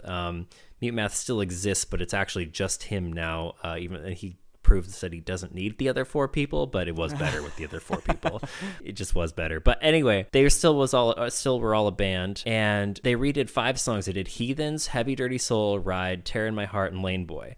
And outside of Heavy Dirty Soul, which I think is the only one that they didn't improve, in fact, maybe did worse, you can see how him working with Paul, and actually even Josh getting to work with Darren King, who, as mentioned before, was a 2-time winner for the best drummer of the year in the world. It just elevated their abilities like nothing else. Take a chance to listen to those. I'll link the playlist in the description. Yes. Tear in My Heart kind of leads into, you can see how that song, specifically the version that they did, leads into a lot of Scaled and Icy. And Ride greatly improves on, I think, the original, keeping that reggae beat and stuff, but then like they just brought down some things and brought up some other things. Yeah. Which Tyler talked about how after his interaction with that band, he learned a lot more, like I was mentioning earlier about Vessel. Paul really inspired him to be like, even go harder than you ever have and then pare it back. And you can just see that in this. Like Heathens is a stripped back version, and it works, and it's got a very Halloween-y kind of sound, but it just works. And so like when he got that connection, like getting to meet a hero, and they just gelled so well, that's how we got into the era where Trench happens. MUTEMATH doesn't have a very consistent sound either. They have Warner Brothers hated them because they would work on a song to death, which is why they never actually had any real hits. Because if they had kept things simpler, they actually would have had about like 10 hits, and Warner Brothers told them that. And it's a really sad story actually, because Paul was like, yeah, I learned that lesson, and he passed that on to 21 Pilots and Half Alive specifically, and he's talked to some other bands too that I'm really excited to see coming up. But that kind of wisdom got passed down, and so Tyler asked Paul, which he's never done before in his whole career, he was like, can you produce my entire album? And he was like, yes. you get the one that I think Jordan is most excited to talk about, and there's a lot of great stuff to talk about in this album, so I kind of want to let you take it away for a little bit, and I'll just kind of chime in, but this is a great album. Oh, we're talking about Trench now? We are talking about Trench. That builds into that, I think. Yeah. So like I said, Trench kind of just blows every other album out of the water because of that major production shift that he had, talking to Paul Meany. So really, if I'm hearing what you're saying correctly, Paul Meany is responsible for the reason that Trench sounds so freaking good. Right. He said in some interviews that the only ones he didn't touch as much and really let Tyler do, and he still produced all of them anyway, but he said Jumpsuit, My Blood, and Smithereens were like the three that he really didn't say much, and just and Legend, because Legend was such all of the songs that have to do with the Banditos, aka the people like not Cut My Lip was him. Okay. And Bandito was still Paul. But you think about it, outside of Jumpsuit, My Blood, Smithereens, and Legend are all ones about specifically his brothers and sisters and his wife and his grandpa. So that makes sense that he wouldn't do as much with those. Like he did still produce them, but all the other songs he heavily helped with. Gotcha. But he kind of let those four. Jumpsuit, just because I think he had been writing that during the beginnings of Blurry Face and was like, oh, I've got this great thing. And so he was just like, you just run with it. Yeah. Yeah. So like I was saying, like the production sound of Trench is just a lot fuller, and it's a lot heavier and valuable without having, like, it's less is more is the phrase that covers this album pretty well. And again, when I very first heard it, I thought it was just less is less. But then I quickly learned like how much more value it had. Compared to Blurry Face, especially after I said that to Steve, I was like, the album sounds empty, and he just looked at me like, what? What do you mean Trench sounds empty? I mean, I agree with you, though. It does actually kind of have that. And I think it's purposeful, though. And like you said, I didn't know what you said, that a lot of people weren't big fans of it initially. But it makes sense thinking of the other things that came out in when? 2018? 2019 is when Trench came out? Yes. Yeah, so thinking about the other types of albums that came out that year, it makes sense that like it's not like anything else. And it wasn't like, you can tell when albums start to shift. They start to like, oh, everyone kind of riffs ideas off of each other. And then like in 2013 or 14 is where we really started developing like the Chainsmokers sound, where it was just like a lot of you know. Yeah.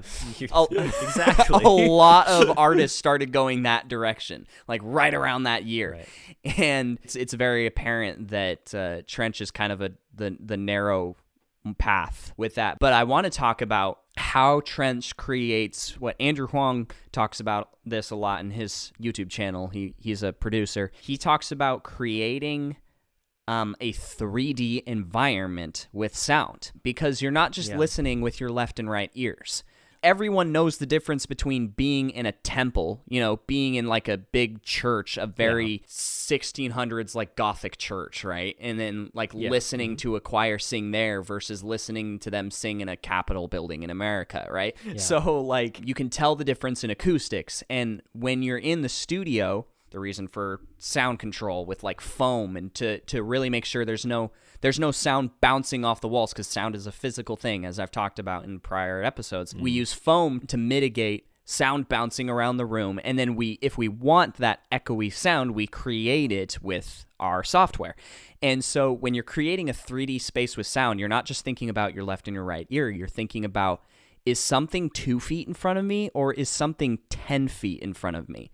Or is that thing actually 10 feet behind me and it's reverberating around to the front of me? And there's an above and below as well. So you're creating a sphere of music rather than a line. Yeah. And that's what, you know, good producers who've been in that world for a very long time, like the producer of Trench, know about. Yeah. Paul has been producing music since 90. 6 or 7, I think, which was, he was like a teenager just getting out, but he had already been doing, he was like the lead singer of his worship band since he was like, I don't know, 16, probably even like younger than that, maybe even 13 for all I know. So he's just been in the music world his whole life. And yeah, that kind of, you definitely learn some things in that time space. Like Chris said with the opening, the bangers of Blurryface and also the bangers of Vessel, freaking Trench just starts off with the biggest, like most powerful slap to the ears jumpsuit. Oh, it was like the most exciting thing when that music video dropped and that song. Oh my gosh. I've never been more hyped for an album my entire life than that moment. Yeah, not only does Levitate have, I just went straight from Jumpsuit right over to Levitate. They're connected, literally. Not only does Levitate have like a very punching backing track, it is the most fluid rap that Tyler's ever done. And when I say fluid, I mean not only are the lyrics consistently, in some of the Blurryface songs especially, like it feels like some of the lines are filler. Like, he's my brother, he likes when I rap fast, but let's backtrack back to this. And then, okay, he just threw that in there to rhyme it. And like, you may have an argument for him bringing up his brother, but yeah, I mean, he loves his brother, and I feel like it was like, yeah, he probably just wanted to, but this is, you're right, it's like, it feels all intentional, fluid. Yeah, like there's no filler words that's just like that. I feel like that's just in there to rhyme. Levitate is really just, every word is intentional and every word has a rhythmic value. Because sometimes in other songs he does like kind of stuff things together and like, my flow's not great, okay, and like it's all, when he says certain words he'll break it up in sentences that aren't consistent. Does that make sense? The syllables in each of the words, he'll mash two words together and then he'll have a really awkward long gap between other words to make it make sense. Right. And in Levitate there is none of that. It is straight business. Right. And I think that not to discount those other songs, because there are certain rappers he was imitating there who do that. Yeah. But yes, Levitate just hits so hard. Yeah, absolutely not to discount any of the other songs that he's done, because again, that is a cultural, like, stylistic thing in hip hop.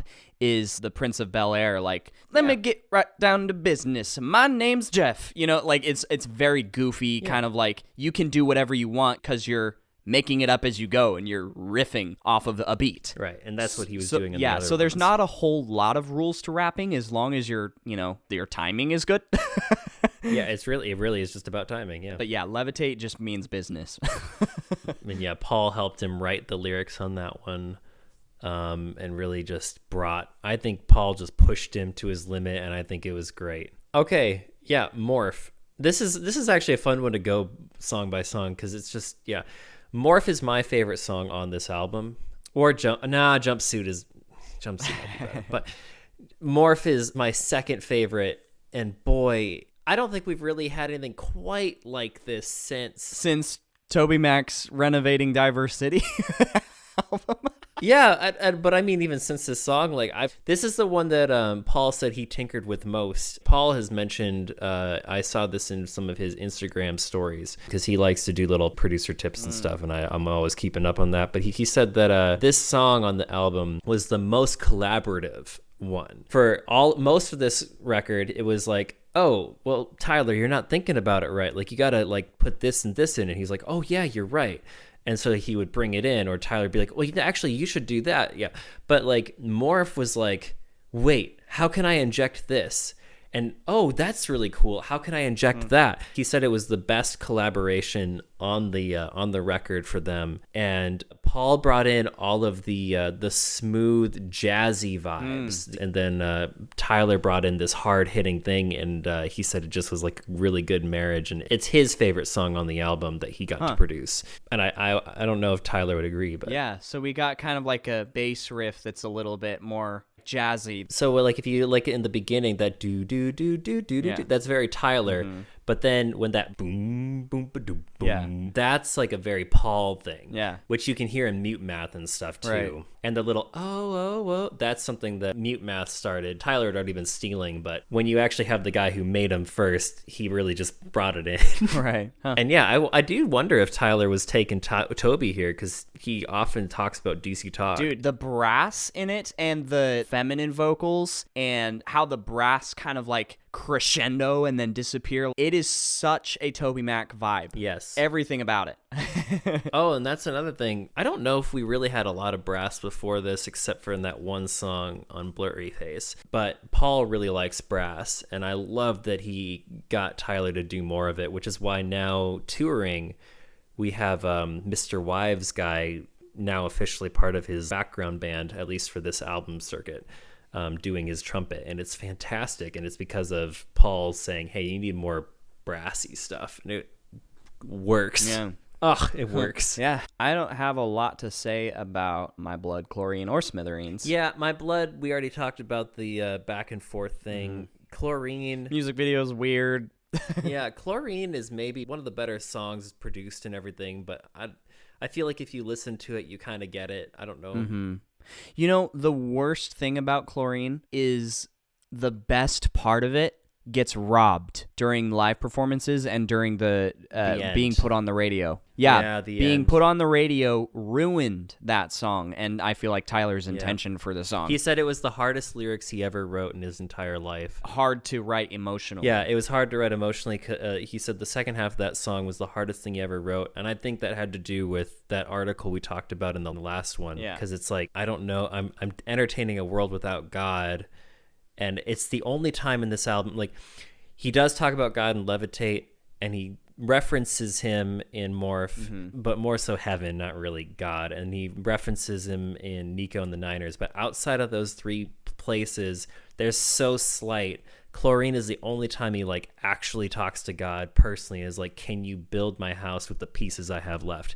Yeah. And it's just, that's a rough line. I do think though, music video wise, he actually kind of answers that question in the hype, because he does like a worship pose and then the house starts building back. I don't know if you ever caught that, but that's an interesting thing. Yeah. Well, I was just going to say, like, the radio typically in general, Chlorine originally is a 5.5 minute song. Yeah. So the radio just likes to cut corners, and it doesn't like anything more than 4 minutes, because it's got to play another song, and it's got to get AdSense, and it's got to get money. You can't have Stairway to Heavens anymore.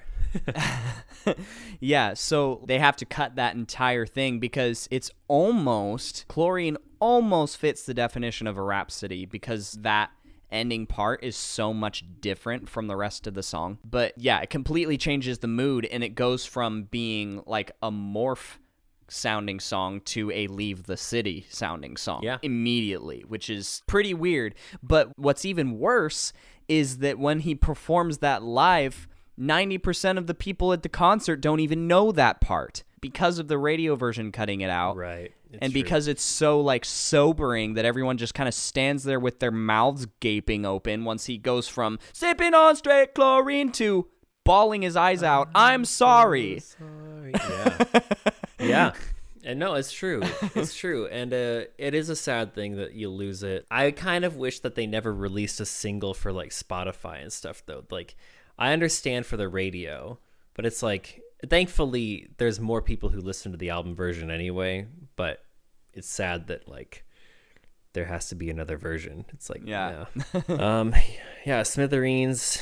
Yeah, it's a fun song. I did love that he brought in like the reeded flutes and pan flutes. He like the whole doot doot doot doot, which was a really cool thing for this album alone that he kind of interspersed between. But we talked about Neon Gravestones a lot in the last episode. I don't really have a lot to say about it. It's a tearjerker, and it's a very important song. I think people who lean towards disliking 21 Pilots should, if you want to give 21 Pilots a chance, listen to Neon Gravestones. If anything, just take that song away.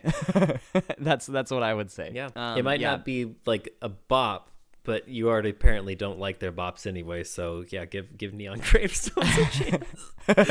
It's a very sobering song. It made me cry when I got to the ending verse. And of course, the hype. The hype we talked about too. It's very Wonderwall-y and stuff, but I think that the other version dwarfs this song quite a bit. I love the other version a lot more, and no one seems to have listened to it, but the Berlin version. Yeah, the Berlin version of the hype. I mean, it takes out literally actually half of the lyrics, and I think it was very intentional. And again, I'll link my essay in the description of this episode. I wrote a side-by-side comparison for both versions of the hype, the one that he did in Berlin and the one that they did on the Trench album, because not only did I break down the lyrics, I broke down all of the musicality elements and the chord progressions and everything in it. So give that a look if you're interested, and if you're a songwriter. I've read it. It's quite good. Thank you. Do you have anything to say about Nico and the Niners? Oh, yes. There is one thing I was thinking about. So aside from it just being like a good ukulele and then doing a little rap, I don't think I can think of a ukulele song he's done with rap over it. Like, normally his ukulele songs are more sing-songy.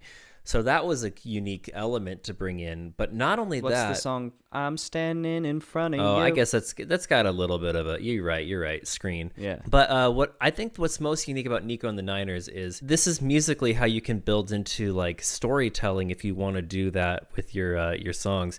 So they leaned into this old thought from the 60s and 70s. There was a lot of people who thought, oh man, the Beatles are telling us secrets, or the Eagles are telling us secrets. Normally it was like, man, it's all demonic music, or man, Paul McCartney is dead.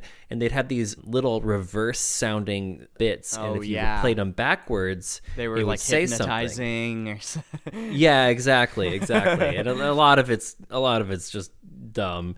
I did find out that the Beatles actually probably did do that. Well, they did technically do it, but they did it mainly to mess with... They were trolls. They were absolute trolls, and if you watch any of their behind the scenes, it's hilarious how much they're just trolls to everyone. So yeah, they did actually say Paul was dead and different things in that, but it was mainly just because it was to them it was hilarious. Anyway, but they did this in Nico and the Niners to tell a story, and so if you play that song backwards, especially those little bits, you get to hear renounce Dima, renounce vialism, and it's like those are the cults and stuff. You know, normally it's funny because like people listen back and they're like, oh man, like what's the demonic message? But in this case, it was get away from the cults. That's basically like, the message. It's literally the opposite of like the cultish reverse messages. Yeah, it was pretty funny. I liked that. Cheeky Tyler. Yeah. But outside of that, there's not a whole lot to it. I loved the rap in it and stuff. But. What I love about Nico and the Niners is, of course, the backbeat guitar. Oh, yeah. And I implemented that into my cover of Lane Boy because he did that in his the live performance in the release of Scaled and Icy. He put that little dun, dun, dun, dun, at the beginning of Nico in the Niners. He inserted that in between the chorus and the verse of Lane Boy in his live performance. I really like that sound because when I hear that, like the intro to that song really imprinted the Banditos onto me. Like every time I hear that sound now, it's an electric guitar doing it. It sounds kind of cave-like, like you're inside of a reverberating. The guitar is far away from you, and it's doing this dun, dun, dun, like it's calling you to it. Like dun, dun, dun. It's a driving rhythm that's telling you like go, go, go, go, go, go, and it just makes me think of the Banditos. Oh. Right, and I just forgot. It also represents the idea of east is up. So you turn the map sideways, and suddenly it's going north. And there's one secret way out of Dima in an underground cave that you see in the music video for this song, where the Banditos escape out of, which also might have some Christian elements because Jesus is coming back from the east, but I don't know, that's putting a stretch, and since it's a mainly godless thing, I'm not going to say that is, but that is a cool element where it's just like, oh, like east is up is, hey, this is a way out of the city, and also the map is flipping and all this. Yeah, as far as lore is concerned, we definitely didn't cover everything in our last episode, and there's a lot of little things like that, like little details. East is up. Things that you can find if you have a physical copy of the album. You can see little sketches. You can go to the dmod.org. Like I said, it's like a little Blues Clues game that Tyler plays with his fans in real time. But yeah, East is up is one of those things. He'll put East is up in like hieroglyphic form in a lot of his posts. Yeah, and it's funny because often when you do that, you can turn the map to where the east side would be up, and then you actually see like a little inscription that looked like just a bunch of etchings, and you're like, oh, those are words. So yeah, and they're little clues. So this next song is "Cut the Lip" or "Cut My Lip." You can't even say the name properly. I don't want to say the name it right. so much. It's not. I didn't care.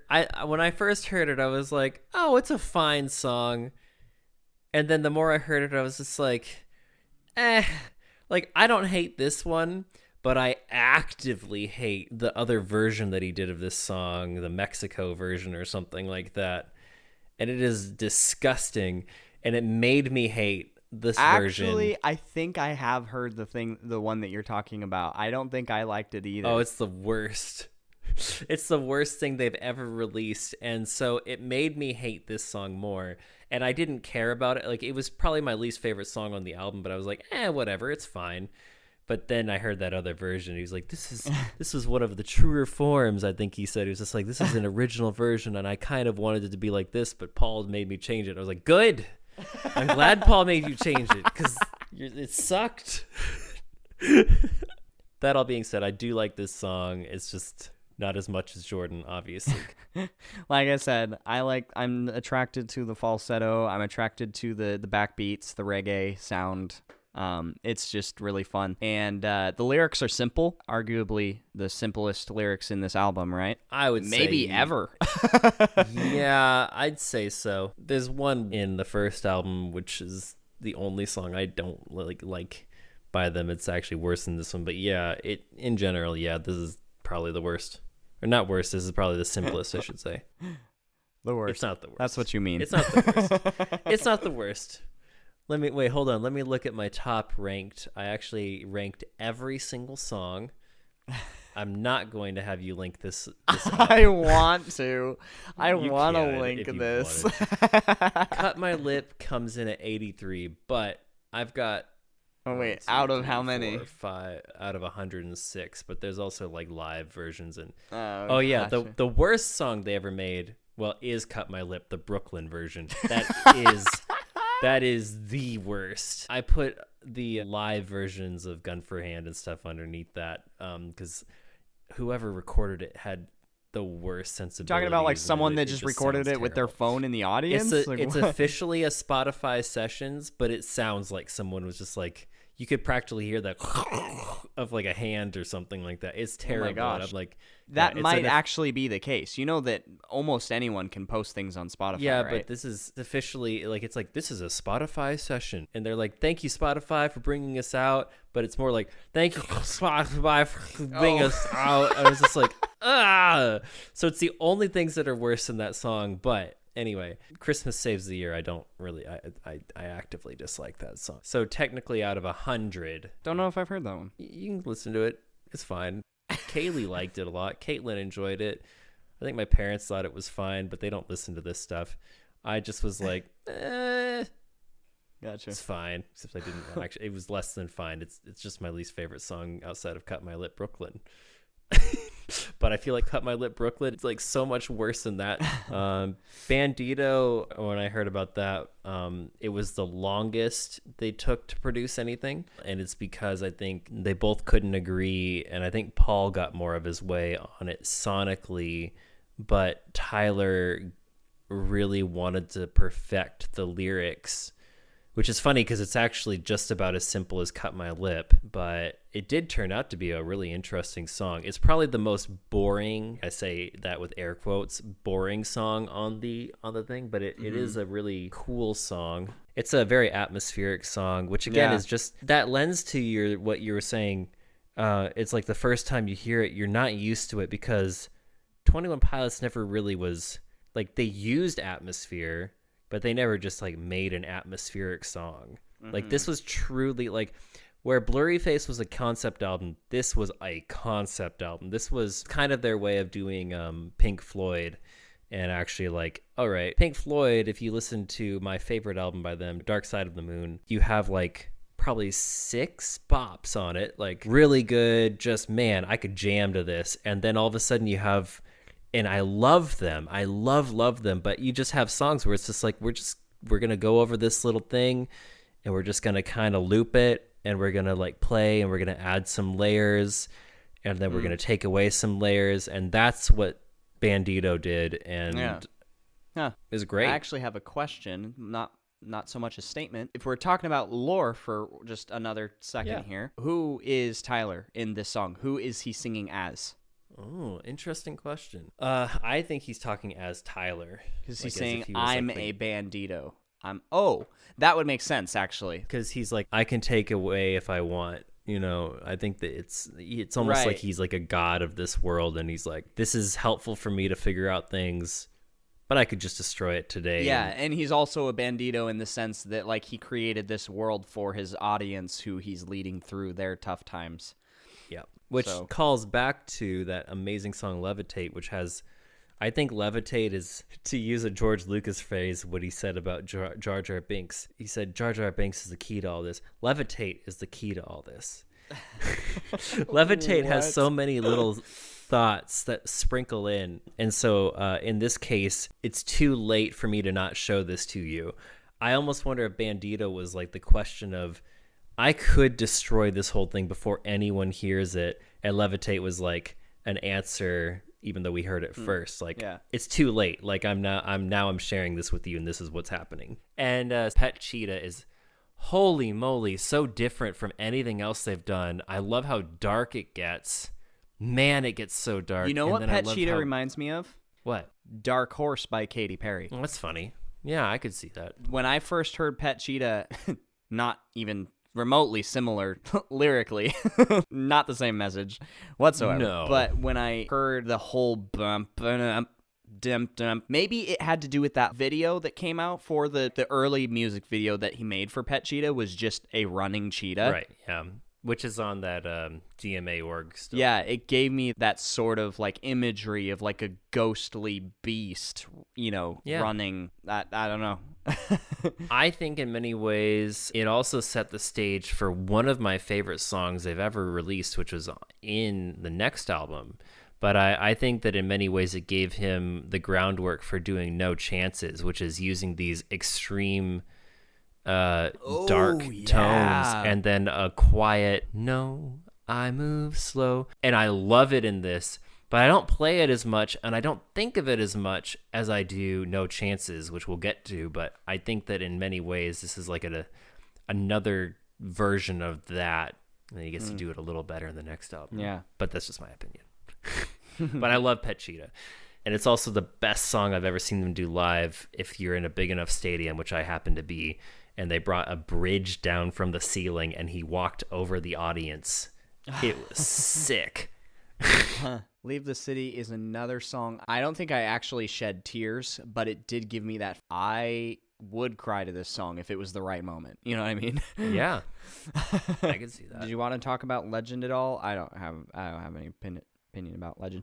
It was my least favorite for a while. Kind of like how you think of Cut My Lip. It's not the worst. It's great, but I wouldn't, like on a casual listen, it's kind of more background noise next to the other songs. Well, it's so different from all the other songs. It's just a song that doesn't actually fit into this narrative at all. It's just a beautiful, nice little ditty about his grandpa.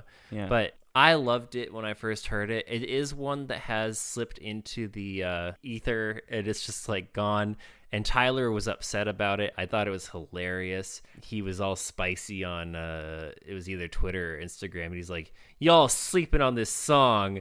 And he like posted a video or a picture of Spotify. At the time, it was like, all of the songs had like 60,000 listens, 80,000 listens, 50,000 listens. And then Legend was sitting at a paltry like 20,000. And he's like, come on. This song's amazing. And then someone fired back, well, why don't you play it in your concerts? And he was like, dang.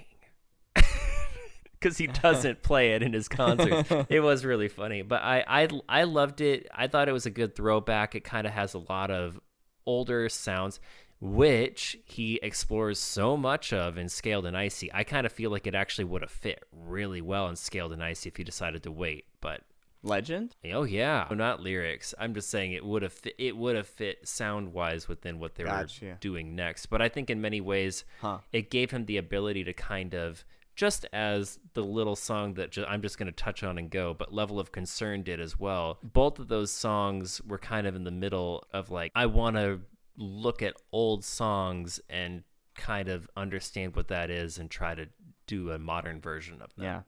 So I mentioned in the last episode, we touched a little bit on musicality, but we were mostly talking about the lore, that Leave This City ends and the Scaled and Icy album starts with Good Day, and they are both in the same key, G. And I think that is the coolest transition for two albums that have vastly different approaches to emotional storytelling that anyone I've ever seen as an artist has done. Yeah, ending very sober with Trench. Trench was a very lore-driven album, very dark lyrics, having everything to do with like emotional struggles and battles, to this like very peppy, fake, everything's great and perfect and nothing's totally wrong. What are you talking about? There's absolutely nothing wrong. How could there be, like, this communist mentality? It's the absolute opposite thing, but it meshes so well together. So what they did in this album is very flavorful. Like we mentioned in the last episode, a lot of people have a lot of opinions about Scaled and Icy and how it's washed up, how it's mediocre, and it was lazy, and all of these things. And I think screw them, because it's the opposite of every one of those statements. Because like one thing that I didn't say in the last episode was when people say, oh, anyone could have written this song, like Tyler is basically saying he's too brilliant to write a song this dumb. My two rebuttals to that is, A, you try writing a song, just write a song. Like, try making it as good as a Scaled and Icy song.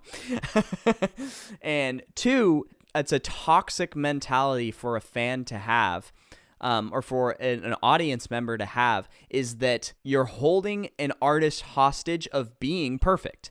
Literally, like, every song has to be something that's really deep and just is a top chart item on this artist's list. Like, everything they create is excellent and tops the last thing that they did. And that's an impossible reputation for anyone. Like, in any situation, any relationship. What I'm saying is, basically what it boils down to is give the guy a break. You know, like, maybe let's go with it and say, yes, they were lazy and they weren't as creative as his other work, but like, maybe he was at a block. Like, if that's the case, it's still amazing for how non-creative it is compared to his other stuff. Right.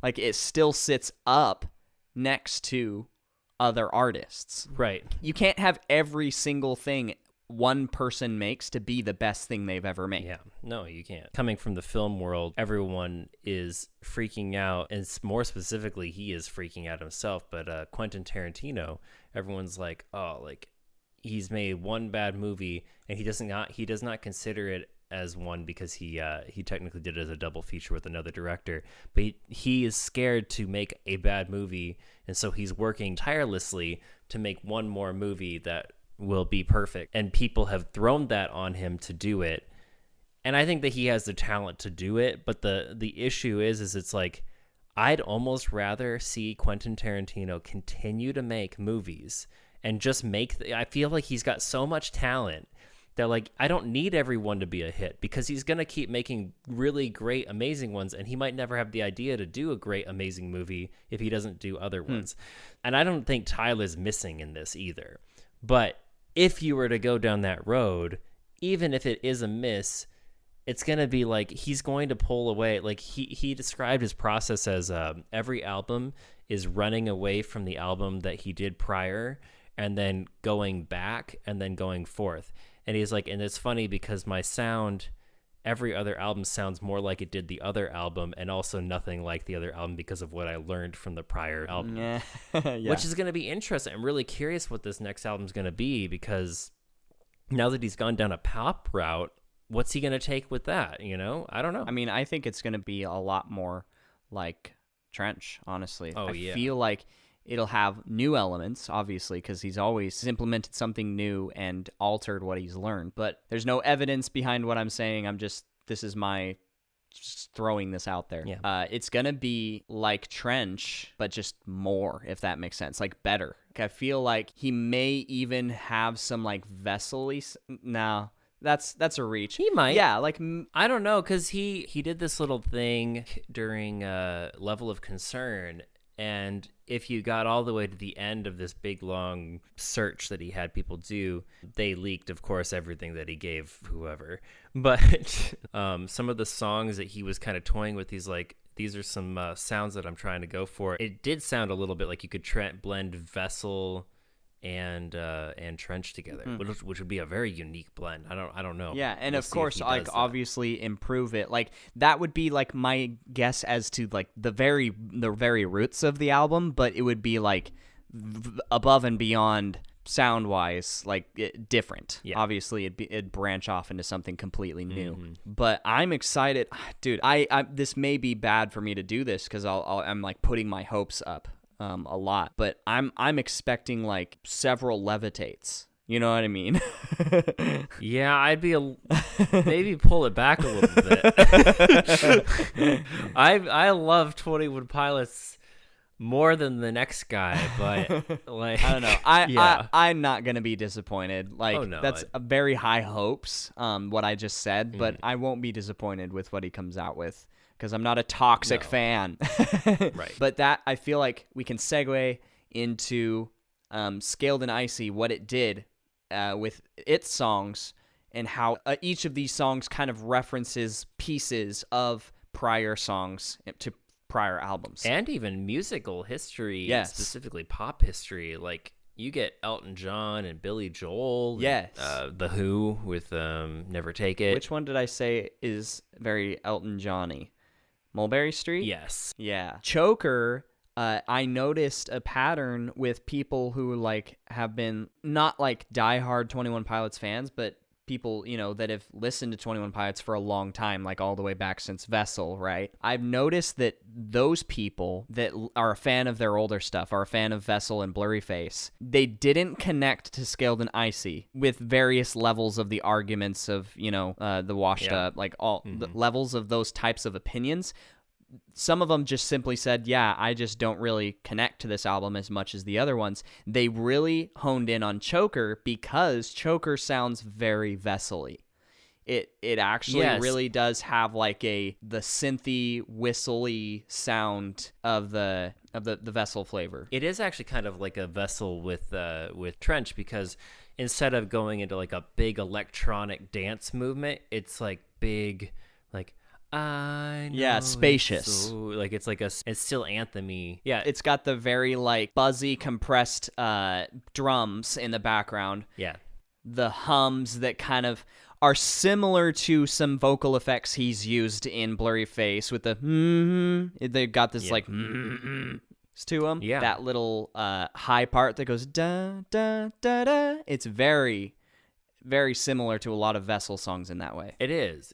I hated Choker the first time I heard it. It became one of my favorites, but when I first heard it, I heard the I don't bother anyone, nervous when I stand. And I was just like, I felt like, so when I write music or when I come up with things, I like nervous when I stand. Like I was like, oh, it just sounds like when I'm like fake. I would never release anything that sounded like that. And it just sounded like when I'm messing around. Are you talking strictly about like the musical sentence Yes. there? Bum, bum, bum, bum, bum. Yeah, but it's also the way he sings it too. But yeah. But then as time went by, I loved it.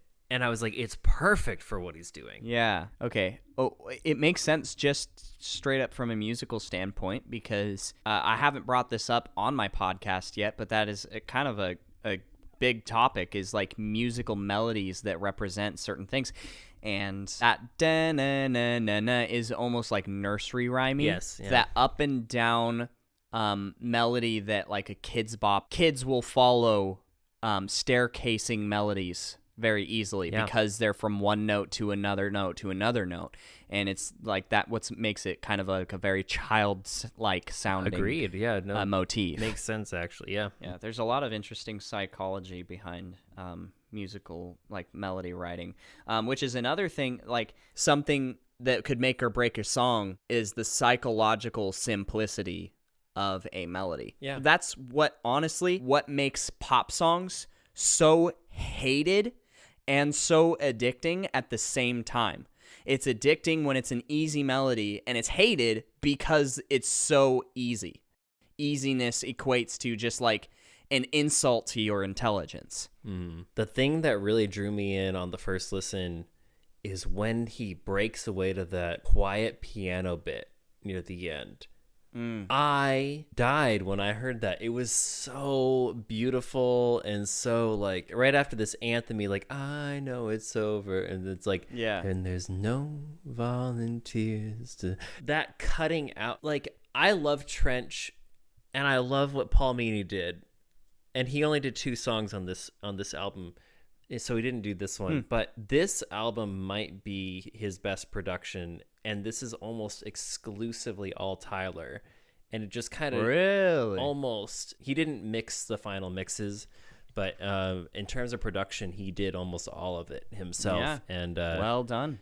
Yeah, and I think it just shows how great he's gotten. Yeah, so if we're talking about strictly Tyler, he went from that 3-year gap between Regional at Best to Vessel, and then he went to make Scaled and Icy.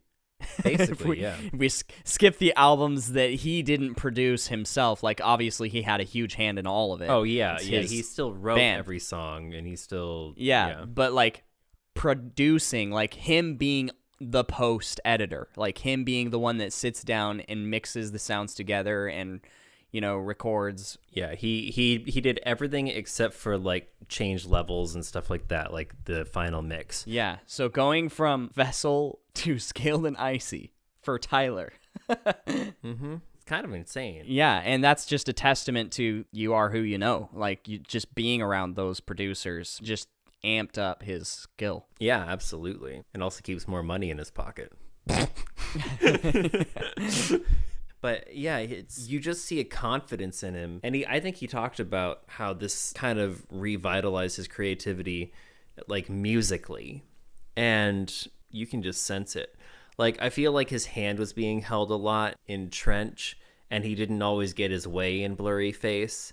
And so I think it was like, it was time for him to just unleash some stuff. And while I didn't love Bounce Man, I don't think anyone did.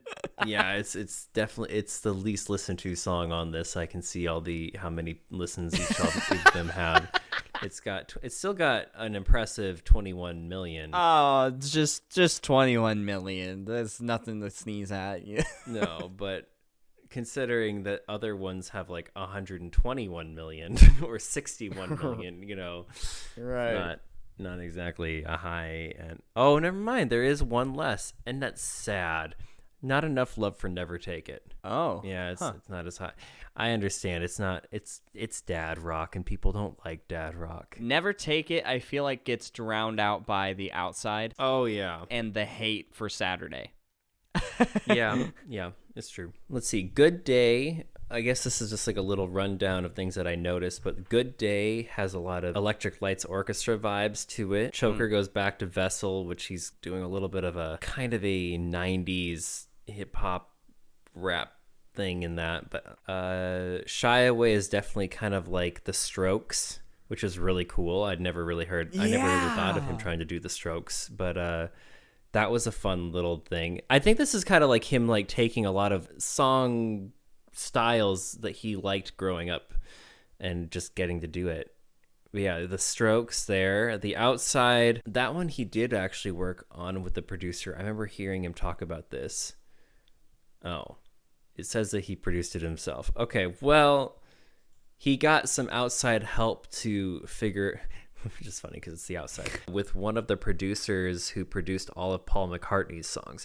And when I heard that, I was like, I can kind of hear that pop sensation, because Paul McCartney was definitely the poppiest Beatle, and you can kind of hear it in the outside. It's not really Beatles-esque, but you can hear it. Saturday is like his take on all the disco songs of the 70s, and you can just insert any disco. Never Take It is like The Who crossed with like Van Halen, I guess, but definitely The Who. Mulberry Street is his Elton John song with a little more bounce to it. I don't know what Formidable... I've heard that kind of style, but I can't quite place what he was kind of influenced by there. You know what Never Take It reminds me of, actually, Sure. sound-wise? Switchfoot.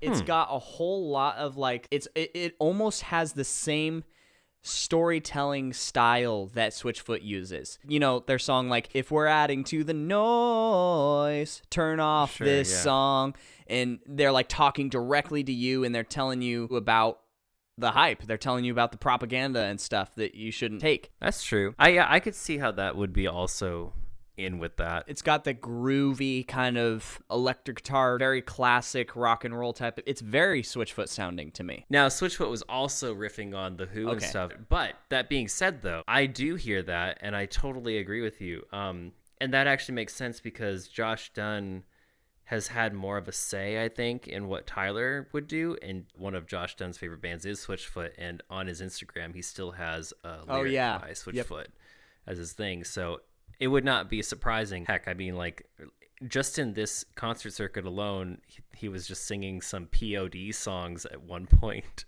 And he was singing Reliant K songs off stage too. It's like, I think he's kind of going through a phase where he's like, oh, all these Christian songs I grew up with, they're like hitting me. So I would not be shocked if Switchfoot was an inspiration. Which is another sign, like, to you that, like, I'm not at all concerned about Tyler right now. I was just bopping to this album.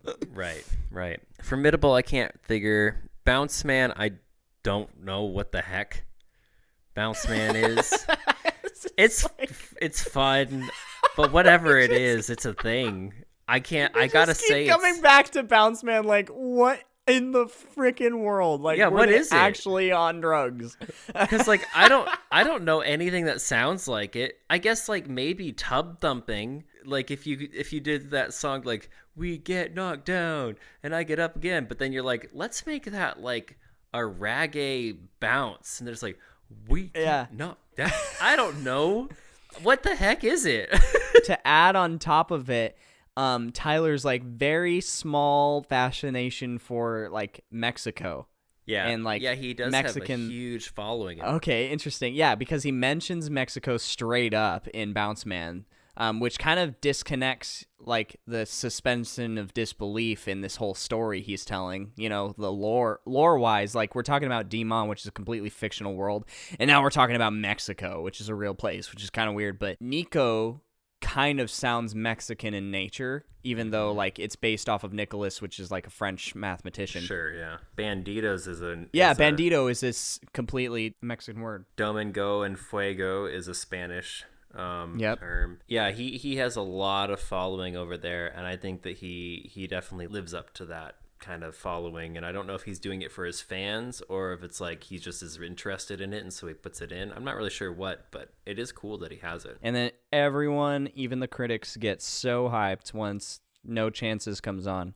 Their hopes for this album was dying. The wick was burning out, and they're like, what is going on in this washed up pop album? And suddenly No Chances comes and hits them in the face. Oh, and it's so good.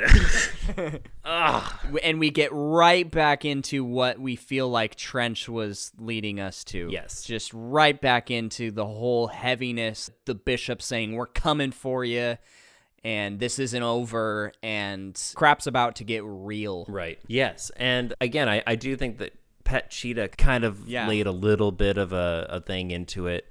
No Chances is kind of like a mix, like sound-wise. It's a mix of like Levitate and Pet Cheetah, I feel like. Yeah. And I think it's one of his best raps.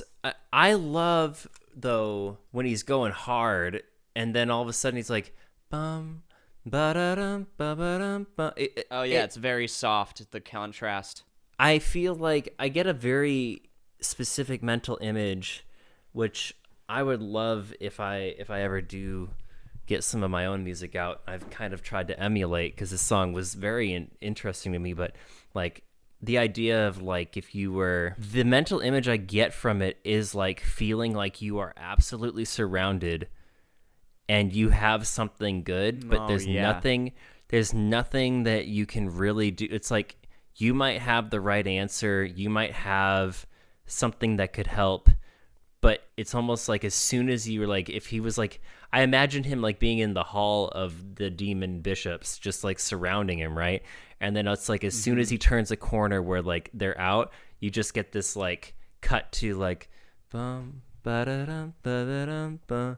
And it's like, even though it's from the perspective of the demon bishops, because it's like we get people every day, like ha ha ha, but it's almost like he's recounting like, yeah, this sucks. This is what is happening. It's so good. And then it's like comes back to like, oh yeah, I'm just so cool. I can take you all out. And then it's like, but I actually can't. It's rough. It's so well produced. Yeah. And it's just him. He produced that. That's another one where it's just him who produced it. But I would have assumed that Paul would have come in on that one because it felt like a Paul song, but it wasn't. It was just him doing his thing.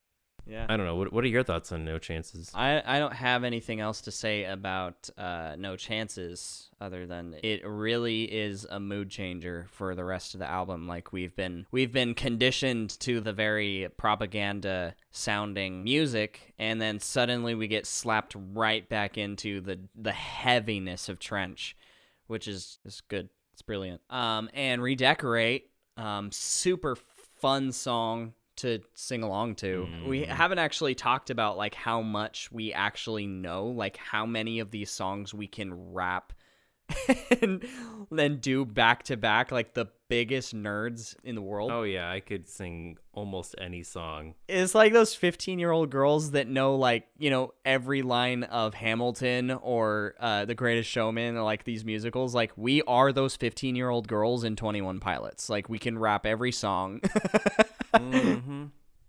Yeah, it is funny, but it's true. And Tyler always says he's shocked at how many people, he's like, I have a very dedicated fan base. He really realized it right after he released Trench. And he talked about the Nashville show that I